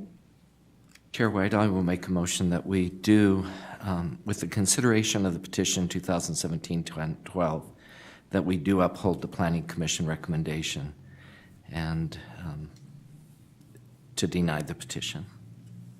Second. We have a motion by Councilmember Garner and second by Vice Chair Heyer to uphold the Planning Commission's recommendation to deny this petition. This is a roll call vote. Councilmember Garner? Aye. Councilmember Lopez? No. Councilmember Nadolski? Aye. Councilmember Stevens? Aye. Councilmember Blair? Aye. Vice Chair Heyer? Aye. Chair White? Aye. So that passes. However, we also have a consideration of the alternate ordinance that came from the Planning Commission, and we've had very lengthy discussions among many of us, and including a couple of work sessions and a fact-finding session, we have a consideration of this alternate ordinance. Anyone want to take a stab at the... Chair White, I will. And so... mention the amendments first. And so with this, and I will... I think I can put both amendments in with my consideration, can I? Put them individually, please. Separate motions. For each, for 1 and 2? Amendment, yeah. Okay. That would just make it easier for legal, I think. Okay, so first, to consider the First Amendment to the proposed alternative ordinance. The first one, and we did receive several comments regarding this, is to consider amending the ordinance and removing the requirement for the number of allowed chickens that shall be reduced based on the total number of other animals in your home. And what we are saying is that, you know, to allow the chickens, but not put in the requirement that you decrease the number of chickens based on if you have other dogs. So with that, I would like to make an amendment to the language of the alternative ordinance to remove the requirement based on the total number of other licensed animals. Second. We have a motion by Councilmember Garner and second by Councilmember Lopez. I'm going to just try to reiterate what you just said, and that is that there is currently in the alternate ordinance a consideration of making you, requiring you to either have 6 pets, and that means 6 chickens, or 2 dogs and 4 cats. And so we're actually considering to change that so that they are not considered a household pet, is what we're doing, is removing that piece of that. And we heard, like you said, Councilmember Garner, we heard many people talk about that as well. So that is what we are voting on right now, is that particular amendment. So with that, it's a roll call vote. Chair White, will there be comments before we take a vote? Sure, if you'd like to do that. So I don't know if the crowd has context to this amendment, but we have heard tonight some feedback about this specifically, but generally some sentiment from folks outside of this evening that have preceded all of these meetings and conversations, that a lot of folks would like to see a more simplified regulation. And before we take a vote, I just wanted to mention my support for that sentiment, that I too agree with Anna. I like to keep it simple. So I just want to make that comment before we take a vote. I think there's a difference between pets and chickens, and I thought that the wording there was a little bit unfair, and it's well that we take another look at that. And Chair White, if you don't mind if I make a quick clarification as well, just for the public. So this first motion that was made is a motion to amend the alternative ordinance. So this action won't actually adopt the ordinance at this time. This motion is to amend the ordinance that's being considered, just as a clarification. Thank you. Chairway, if I could do a follow-up, I'm sorry. Sure. Okay. One other comment was that, and that I've heard a lot and heard a little bit of tonight, particularly from the petitioners, was that there's hope that there's common ground. And there are many commonalities, actually, between the petitioner's request and the alternative ordinance. And I believe that this motion brings them closer to a middle ground. So, thank you. All right, so we have a motion by Councilmember Garner, second by Councilmember Lopez. This is a roll call vote just for that amendment. Councilmember Lopez? Aye. Councilmember Nadolski? Aye. Councilmember Stevens? Aye. Councilmember Blair? Aye. Councilmember Garner? Aye. Vice Chair Heyer? No. Chair White? Aye. That passes. I just, one of the points that was brought up by the Chicken Alliance was that these chickens were pets, and the concentration of our, the density that we have in Ogden, I think there is a consideration of how many animals you put in a small space, and I think this would be a mistake to essentially double the amount of animals in the same space.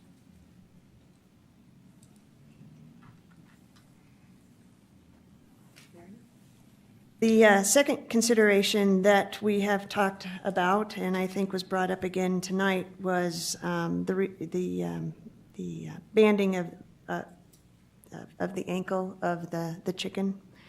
And so this change to the alternate amendment would be considering amending the ordinance to remove the requirement for each chicken to be issued a band for its shank/ankle.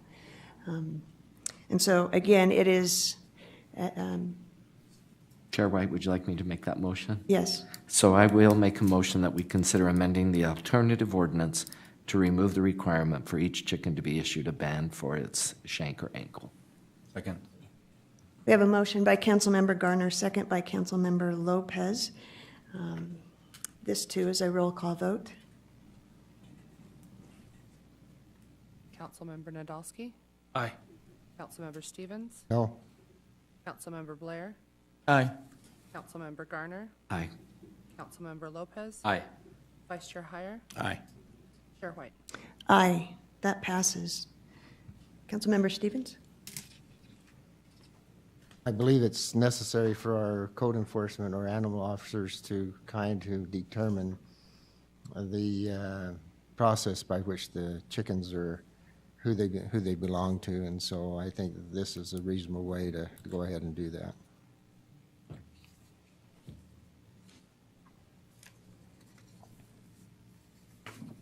Any other considerations at this time? Any other considerations? Chair White? No, no other amendments. No other amendments? If I may I make a motion? If I may? Chair White, I'd like to make a motion to adopt the alternative ordinance referred to as by the Planning Commission with both of the amendments that we just approved. So that would be ordinance 2017-50, amending the Ogden Municipal Code to allow for residential chickens. Second. We have a motion by Councilmember Lopez and second by Councilmember Nadolski to adopt the alternate ordinance with the two consideration of the two amendment as amended with the consideration of the two amendments. Did you get that? Okay. All right. This is a roll call vote. Councilmember Stevens? No. Councilmember Blair? No. Councilmember Garner? Aye. Councilmember Lopez? Aye. Councilmember Nadolski? Aye. Vice Chair Heyer? No. Chair White? Aye. That passes. Now you can clap.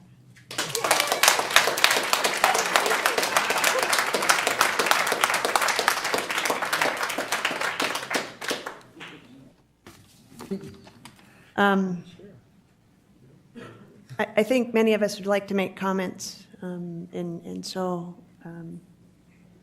Councilmember Lopez, I'd like for you to start. Just you've had a heavy. Are you sure? Or I could let you end. Thank you, Chair White. I really appreciate I have to get past my computer so I can look at my notes. I've been making notes. You want us to start with someone else? No, I'm good. My comments are going to be really short. I just want to say that I too, like Mr. Benitez, come from a country that has suffered from the corruption and the history of dictatorship governments, and I can relate to what he said, and I can relate to what a lot of the people came up here and said to us about property rights and respect for believing and trusting that our citizens are responsible and know what is best for them. I think that I don't think that our citizens should come here and ask us for any favors. I think that when you want something, you organize, you act civically, which I think will be the legacy of this movement. Your civility towards the petitioning our government. But I don't think that you get to come and ask us for favors. I think that you get to organize and that you get to exercise your rights, and that's what you did. So I really appreciate the work Liz and John have put in, and your supporters have put in dozens, hundreds of hours to do this. And it has been done respectfully, civically, all the time. So I commend you for that. I appreciate it. And I congratulate you for this great accomplishment that you have come to. Thank you. Thank you.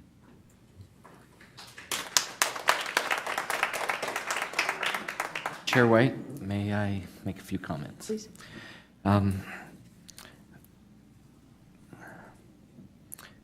I truly appreciate the efforts of our citizens to come forth. Mr. Benitez asked specifically if we talk to our citizens in our districts. I talked to the citizens in my district. I had one tonight that came up and spoke her concerns, and I think she'll be talking also during public comment. And I talked to a lot of groups. And but more than that, we talk as city council members. A lot of the issues that you were bringing up to discuss, we have thoroughly discussed in many work sessions for many hours. We research the evidence. I have several coworkers even here today with me that are healthcare professionals. They're cheering over by the sidelines. But part of this too is to be respectful of research, to really look at the data. We get a lot of data that is sent to us that is from Facebook and other things that may not be evidence-based or scientifically based. Several comments that were made today, and I'm just going to touch on these. These were comments by you guys.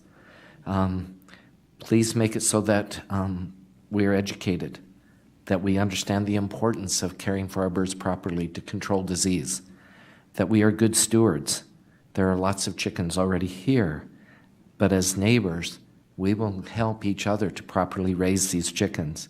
And if not, we will help to educate, and we will help to control some of that behavior that is inappropriate. We also had comments that were people who have moved here from outside of Ogden or even from outside of the United States. Several have spoke today that are not just new to Ogden, but are many, many generations. We heard from the Robinson family, pleading, but what I was particularly impressed with was Mrs. Robinson, who said, let's do it right. And Mrs. Krieger, thank you. You're very eloquent in your speaking. You were very well prepared. But another one was from, I think it was Mr. Shelton and Mr. Johnson, that we need to learn to coexist and that we can find compromise. And that's really what I want to talk about for just a moment, too. Councilmember Lopez and I have spent many hours talking to each other as council members respectfully and trying to say, is there a compromise? Liz came up and said, you know, our first petition may not be perfect, but we are looking for a compromise. We're looking to do it right. Another friend of mine is on the back row with him, and that's Karen, and we've had many conversations. I'm not against chickens. I was raised on a farm. What I'm against is that we need to do it right. And I'm not against that, but what I am for is that we need to do it right. And we need to raise families that understand where chickens are coming from, where our food comes from. If you do this properly, there is a way to do it. And that's what Councilmember Lopez and I and other council members have spent lots of time really working hard to represent the citizens of our community. So thank you. Thank you. I'll see if I can be brief. I would just like to clarify my no vote real fast. But before I do that, I would like to thank all that were here today, that were here last time we had our meeting, that were here 8 years ago when we had our meeting, that have been throughout this whole process, have been here. I respect the manner in which you approached us. I respect the way you handled yourself, the way you dealt with us, and I respect your preparedness and your ability to meet something head on.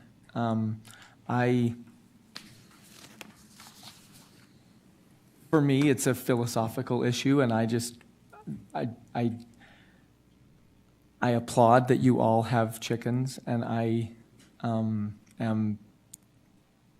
respect that there are differences in our city. We talk about that a lot, that it's the differences in our city that make our city great. And so I just have not been convinced yet that they're what our city needs. But I respect the way that you all did it. I respect the work that went into this.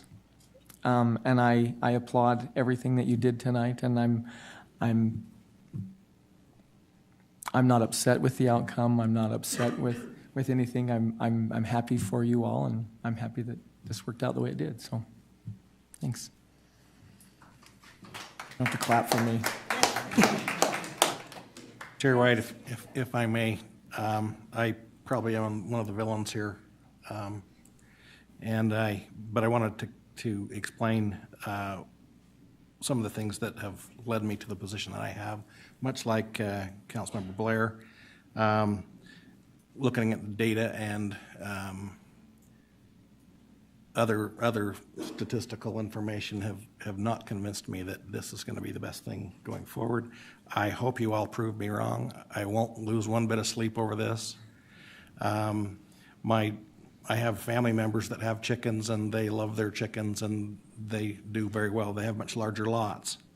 But to answer some of the questions as to, knowing where our food comes from, I sympathize with that argument to the extent that we do want to make sure we eat good, healthy, nutritious food. There does have to be some kind of a line someplace. You would all agree that perhaps it's not the best to have cows and pigs and those kind of animals in Ogden on a 5,000 square foot lot. I hope you would agree with that because that's a bit too far. And that's the same argument that I think is coming with now the added chicken population. It's what other communities have told us that comes next. They're going to want pigs and goats. So, and as far as talking to the people and representing the people, you may not believe it because you're organization is very well organized, but there are equal numbers of people who really do not want chickens. And to come into a setting like this, it's kind of dangerous to them. It's not easy for you, and you're amongst friends. You're amongst like-minded people. And the gentleman that did speak against it, boy, I tell you what, he's brave. But there are many that did not feel that they could come and say what they feel about chickens, and I believe there's equal numbers. About the pigeons. I think maybe pigeons have outlived their usefulness in Ogden, and maybe we ought to look at that.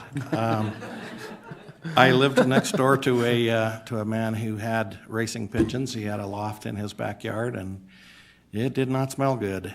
But they did not roam the yard. They stayed in the loft until he took them somewhere to race them, and then they came back, and then they do what they do. But as far as the numbers, though, we have looked into that, and people that have racing pigeons in Ogden, there are 3. So I don't think you can point to them as being a real serious problem. But the real issue for me that did not let me go there was the density that Ogden has versus the surrounding communities that you point to as ones that are forward-thinking. In the communities surrounding us that do allow chickens, with the exceptions of North Ogden, every one of them require at least 8,000 square feet. Some 10 and 12,000 square feet, and we just don't have those size lots in Ogden. And the more you compound animal problems, which you have brought up, that there are problems with dogs and cats and things like that, and we acknowledge that there are, I think it just compounds them. And so that's why I could not get there. And I do believe that the people who do not want chickens also are entitled to a voice. And that's why I voted the way I did. Madam Chair, I just like to appreciate the Christiansons for the work that they've done and for your bringing forth the information. I hope that there are some amendments to this ordinance. Lot size is a problem, and we've voiced that tonight, and I think we need to address that. But we can do that through amendments. And that's the reason there's other components in the ordinance that I did not like, and it wasn't very beneficial to those who have chickens and for Ogden. And so I hope we can take another look at it and maybe iron out some of the kinks that are there. But we're now into this process, and we'll see where it leads us. And I hope it can be successful for you. I hope that it can be a learning factor, as has been stated here on many occasions, and that we will have the opportunity to have the resources of the food that you enjoy, and the capacity of having the chickens in the area. And we are a diverse community, and maybe this is one of the elements of being diverse. So. But I think there needs to be some amendments to this ordinance to even make it even better than what it is. So, thank you. Chair White, I do need to make a postscript because I skipped my very first line on my notes, and that is John and Liz are absolutely wonderful. They're lovable. I have gotten to know them, and I appreciate the effort and the energy that they've put forward to their cause, and I salute you. I think it's been wonderful. And the rest of you too, coming to these meetings and voicing your opinion, I think that's what our form of government is all about, and I appreciate that you've come and voiced your opinion. Thank you. Yes. Thank you. I'll lead with the same intended leading point of Councilmember Heyer and thank the Christiansons for their work. The first time I met them, they reached out to me during my campaign a couple years ago and said, "Where do you stand on chickens?" And I just said, "I really don't know." I was torn on it. I mean, we were getting hit about that question a lot. And so we sat in a coffee shop, Cafe Merck on 26th, right there in my neighborhood, and we talked about backyard chickens. And I made one promise to him that that I'd have an open mind. And I hope that they feel that I've kept that promise to them tonight. I think that when it comes to backyard chickens, I'm with Bucky's neighbor. I apologize, I didn't catch your name. But forever now, when I see you, you're Bucky's neighbor. But I'm with you. Backyard chickens are not a big deal to me. I don't personally care to have chickens, and if my neighbors are listening, I hope my neighbors don't have chickens. But I do recognize that they're a big deal to a lot of people, and I do respect the sentiments that were shared tonight about authoritarian forms of government and oppression. And I also feel lucky that I don't share that sentiment, and I recognize that I'm lucky. But I don't say this very often, Sebastian Benitez, my neighbor, but I agree with you that this community deserves to have chickens and deserves to do some things that they wish to do. And I'm happy to have casted my vote in support of that. The one thing I do want to say is that I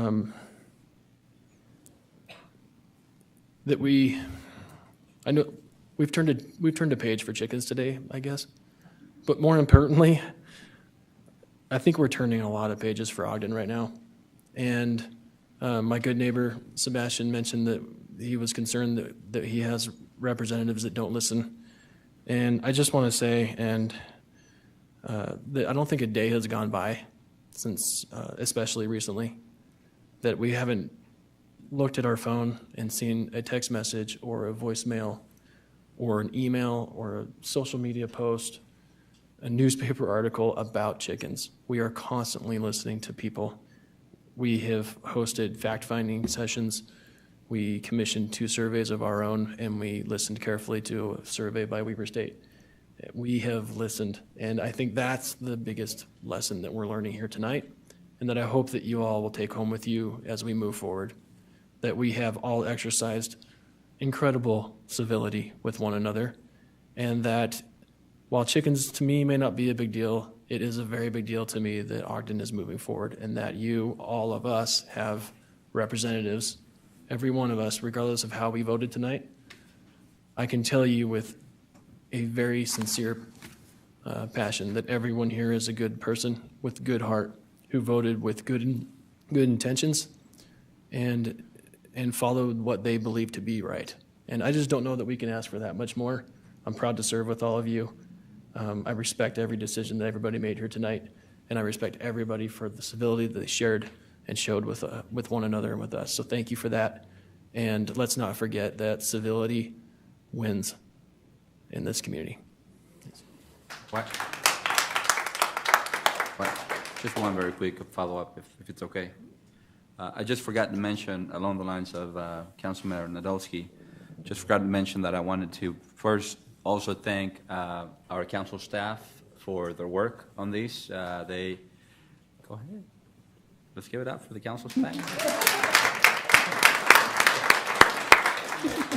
They did a lot of work, and they do a lot of work behind the scenes, and actually they do probably most of the work behind the scenes. So I really, really appreciate what they do for us. And I also wanted to say that I've heard comments about some of the dynamics that might have existed in this council in the past, where there might have been some unfortunate negativity, maybe.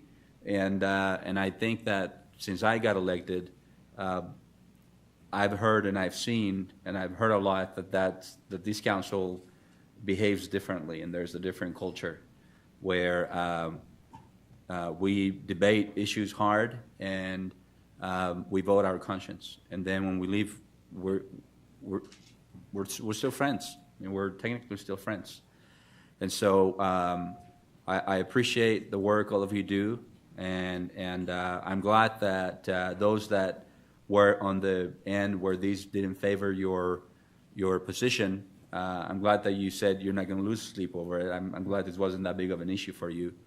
And some days we may be on the other end where a vote may not favor the way I feel.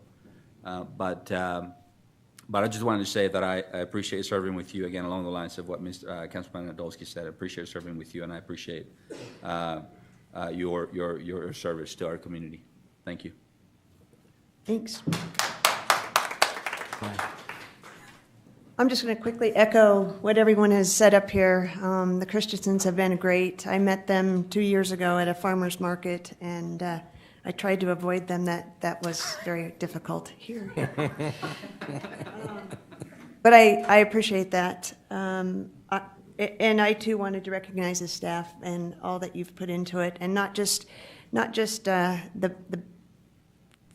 crux of the ordinance, but it's the helping us along, and you helped each and every one of us with all of our questions. So I'm sure that was not easy, and where it was a close vote, that I'm sure that you had to play both sides often. So I appreciate that.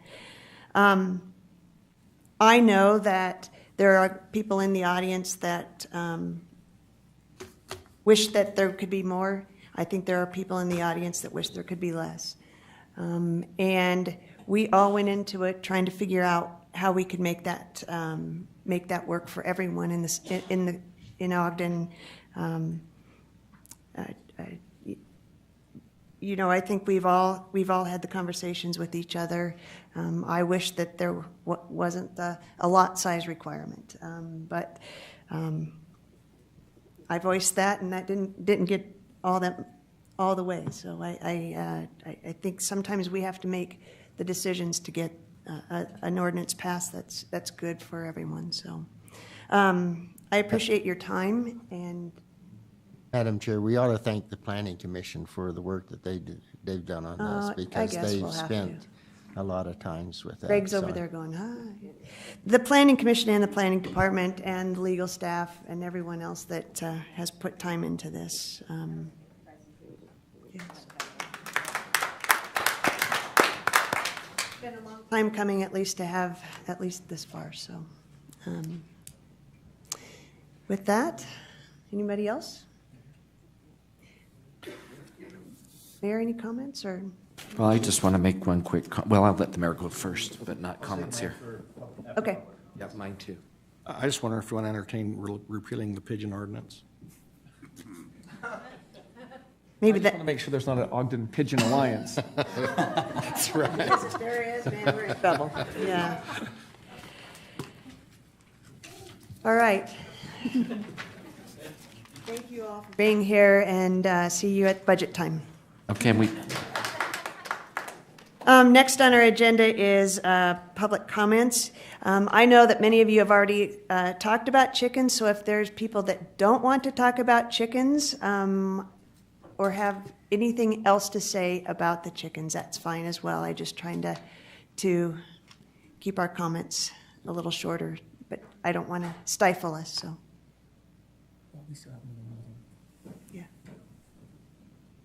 Sebastian Benitez again. I will not talk about chicken. Okay, thank you.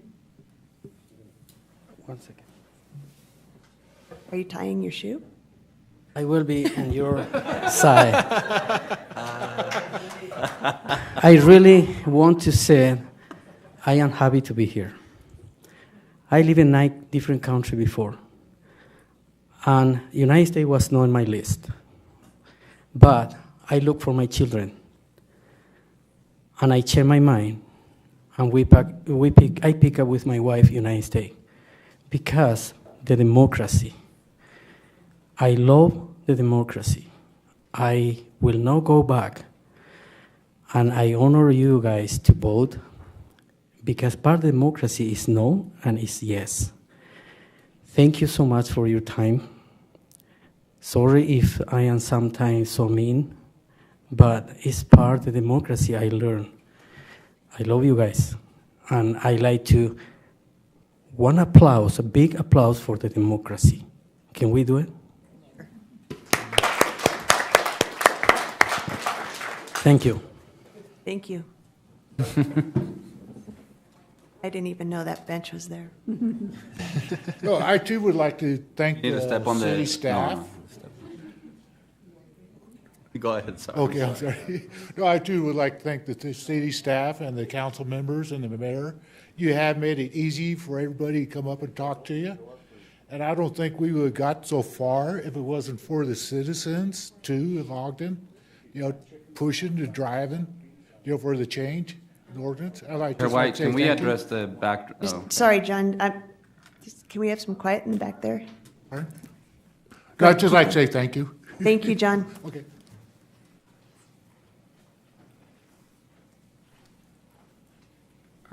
I'm not somebody who gets very invested in many things whatsoever, and I become very jaded because of just dealing with public figures who are very heavy-handed with the way they do things.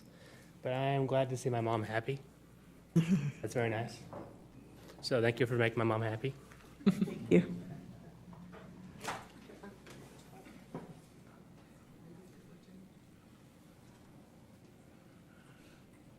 I'd like to thank the councilor for listening. You've opened the door on a big problem now. If you allow chickens, then you've got to allow ducks. And if you allow ducks, you've got to allow turkeys. And if you allow barnyard animals into Ogden City, you now have opened the door for billy goats and all the other animals. I've tried to get the square footage down. If you're not going to take the square footage, then you can't say I can't have a cow or a horse. You've opened up Ogden City to become a barnyard town.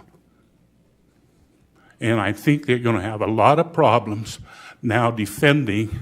You can say, oh, you can have chickens, but you can't have ducks, or you can't have turkeys. Oh, you can't have your little billy goat. Oh, you can't have your pygmy pig. You see what you've opened up? You've done away with a 1951 ordinance that banned barnyard animals from Ogden City. Now you're going to have to go back and rewrite that whole thing again. And when you rewrite that whole thing again, you're going to have a lot of people come up and start raising a lot of issues with what you've done. I thank you for your time. Thanks, Gary.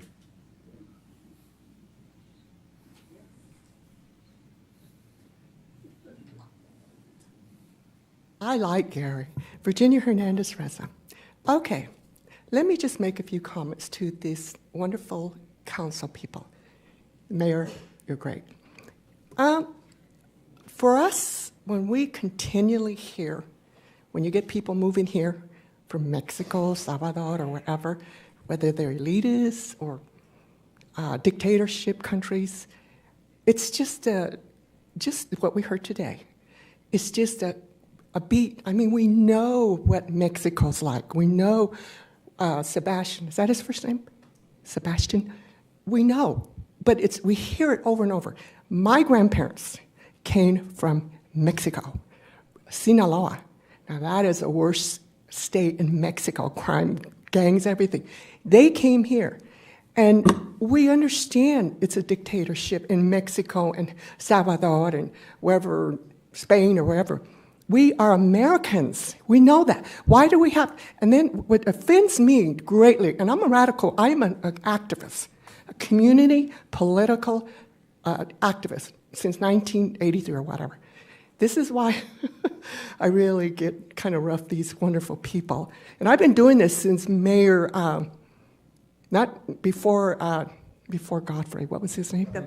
I've said his name the wrong time. Oh yeah, we'd come up here and I'd come in. He was such a nice old man, but they really tolerated us. And it was issues about being minority, but they are great. So what offends me is that when people come here that don't know Ogden yet, I mean, be here at least 20, 30 years, and come and say this and this and this about democracy, we are a democracy. They won't even be here if Ogden wasn't a democracy. I can go and just say a speech, but I'm not going to do that. I don't have much time.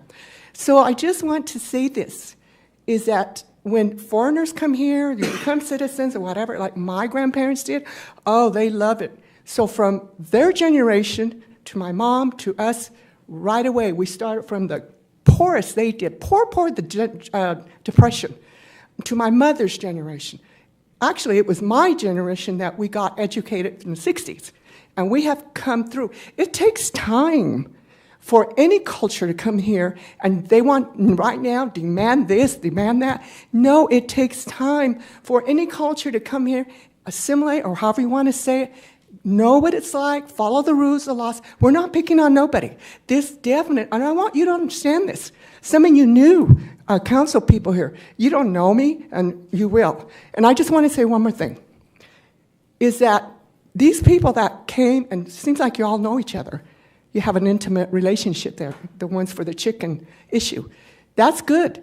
And it sounds like you've been at this for a year, you know, interacting. Well, good. This is what we have wanted for the forgotten community. And this year, going on through this year, we got all information or resources to say, we're coming. And that's what that's what you wonderful people want. Okay. And Mr. Mayor, you guys are doing a great job on the economic development. We'll be coming here supporting you and your staff for all these great issues. We've had a rough time, but Thanks, now Virginia. we're on the same page. Thank you, Virginia.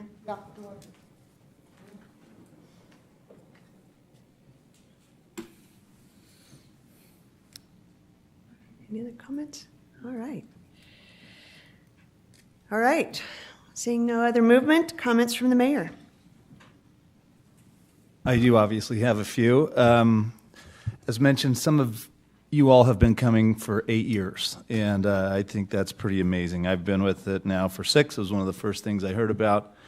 As a lot of people mentioned, what was one of the surprises of the job when you got it? I said, you know, we passed a $200 million budget. There are 2 people in the audience. They don't say anything about $200 million, but they get up and pound the table over chickens. And I thought it's hard to kind of measure priorities and what's really important. But I do want to say there's obviously been a lot of passion expressed tonight. And I think what has happened in the last little while is a model for civil discourse.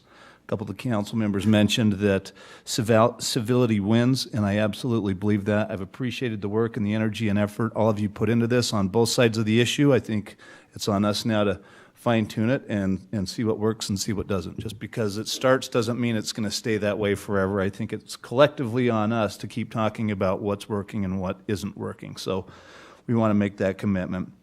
I also want to add my thanks to Greg Montgomery and his staff and the Planning Commission. You guys have put hundreds of hours into this, is my guess. At the end of the day, we really appreciate that. This was really one of those measure twice and cut once approaches. We looked at this from every angle and took every piece of feedback, and this has been, I think, a big lift for everybody in the room. We're very sensitive to what some of the unintended consequences might be to this, and I think that's been carefully measured. So we want to express our appreciation there. Secondly, Councilman Gardner, this is your last official city council meeting. I want to express my gratitude for everything that you've brought to this, for your commitment to the community and to public service. I know we'll have many other opportunities to do that, but this being the last official council meeting, I wanted to express my gratitude for your service and everything that you've brought. And if you, since we're in the mood for applause, if you could give him a quick round of applause.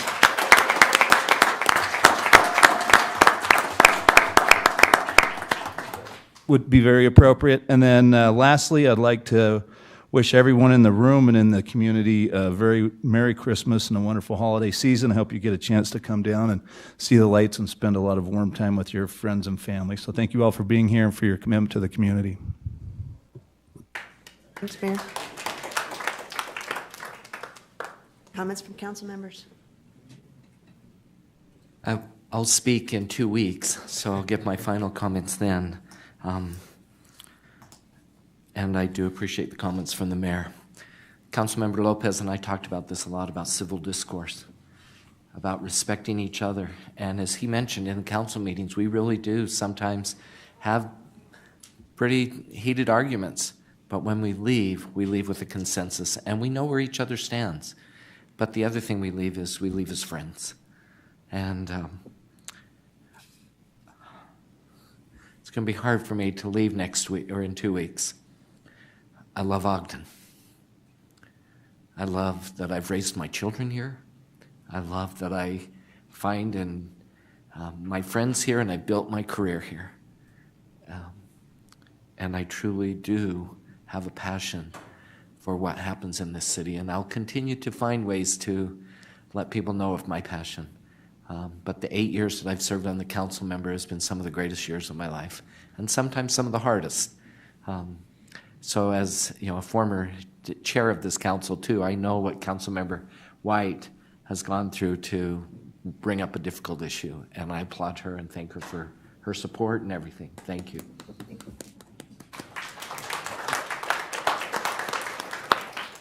I'd like to thank Neil. I've sat next to him for a number of years on the council, and it's been a pleasure to do that, to sit next to him.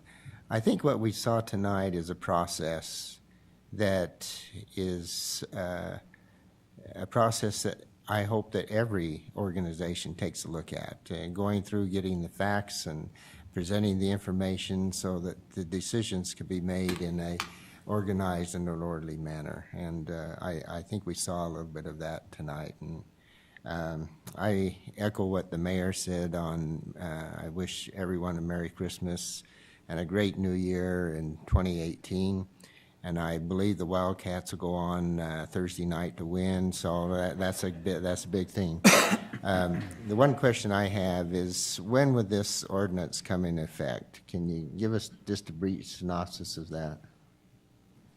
Or, I believe it's, is it for tonight? I believe it's in effect upon the mayor's signing or within a 2-week period after approved. So the mayor needs to sign that? Okay. I missed that, sorry. When does it go into effect? Figure out when the ordinance was in effect. These people will remind you. Yesterday, so we're all in compliance. Especially Jennifer, apparently. Any other comments? I have one, and I wasn't planning on an audience being here, so you can tune in if you want. I just want to thank you all. This has been a very rough year for me, and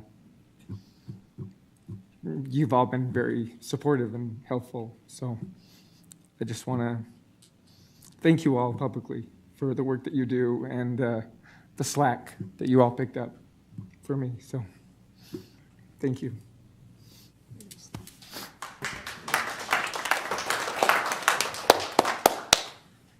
He's really not a slacker. He thinks he is.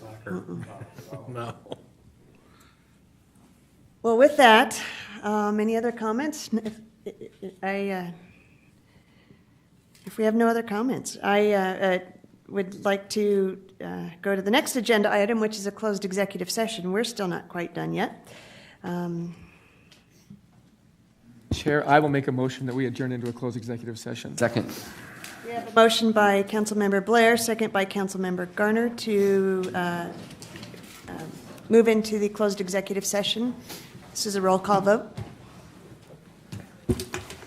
Blair? Aye. Councilmember Garner? Aye.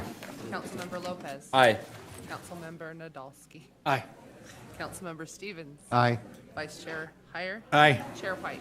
Aye, that passes. We will adjourn from there, so don't hang out here for us. Not that you would. Coming back.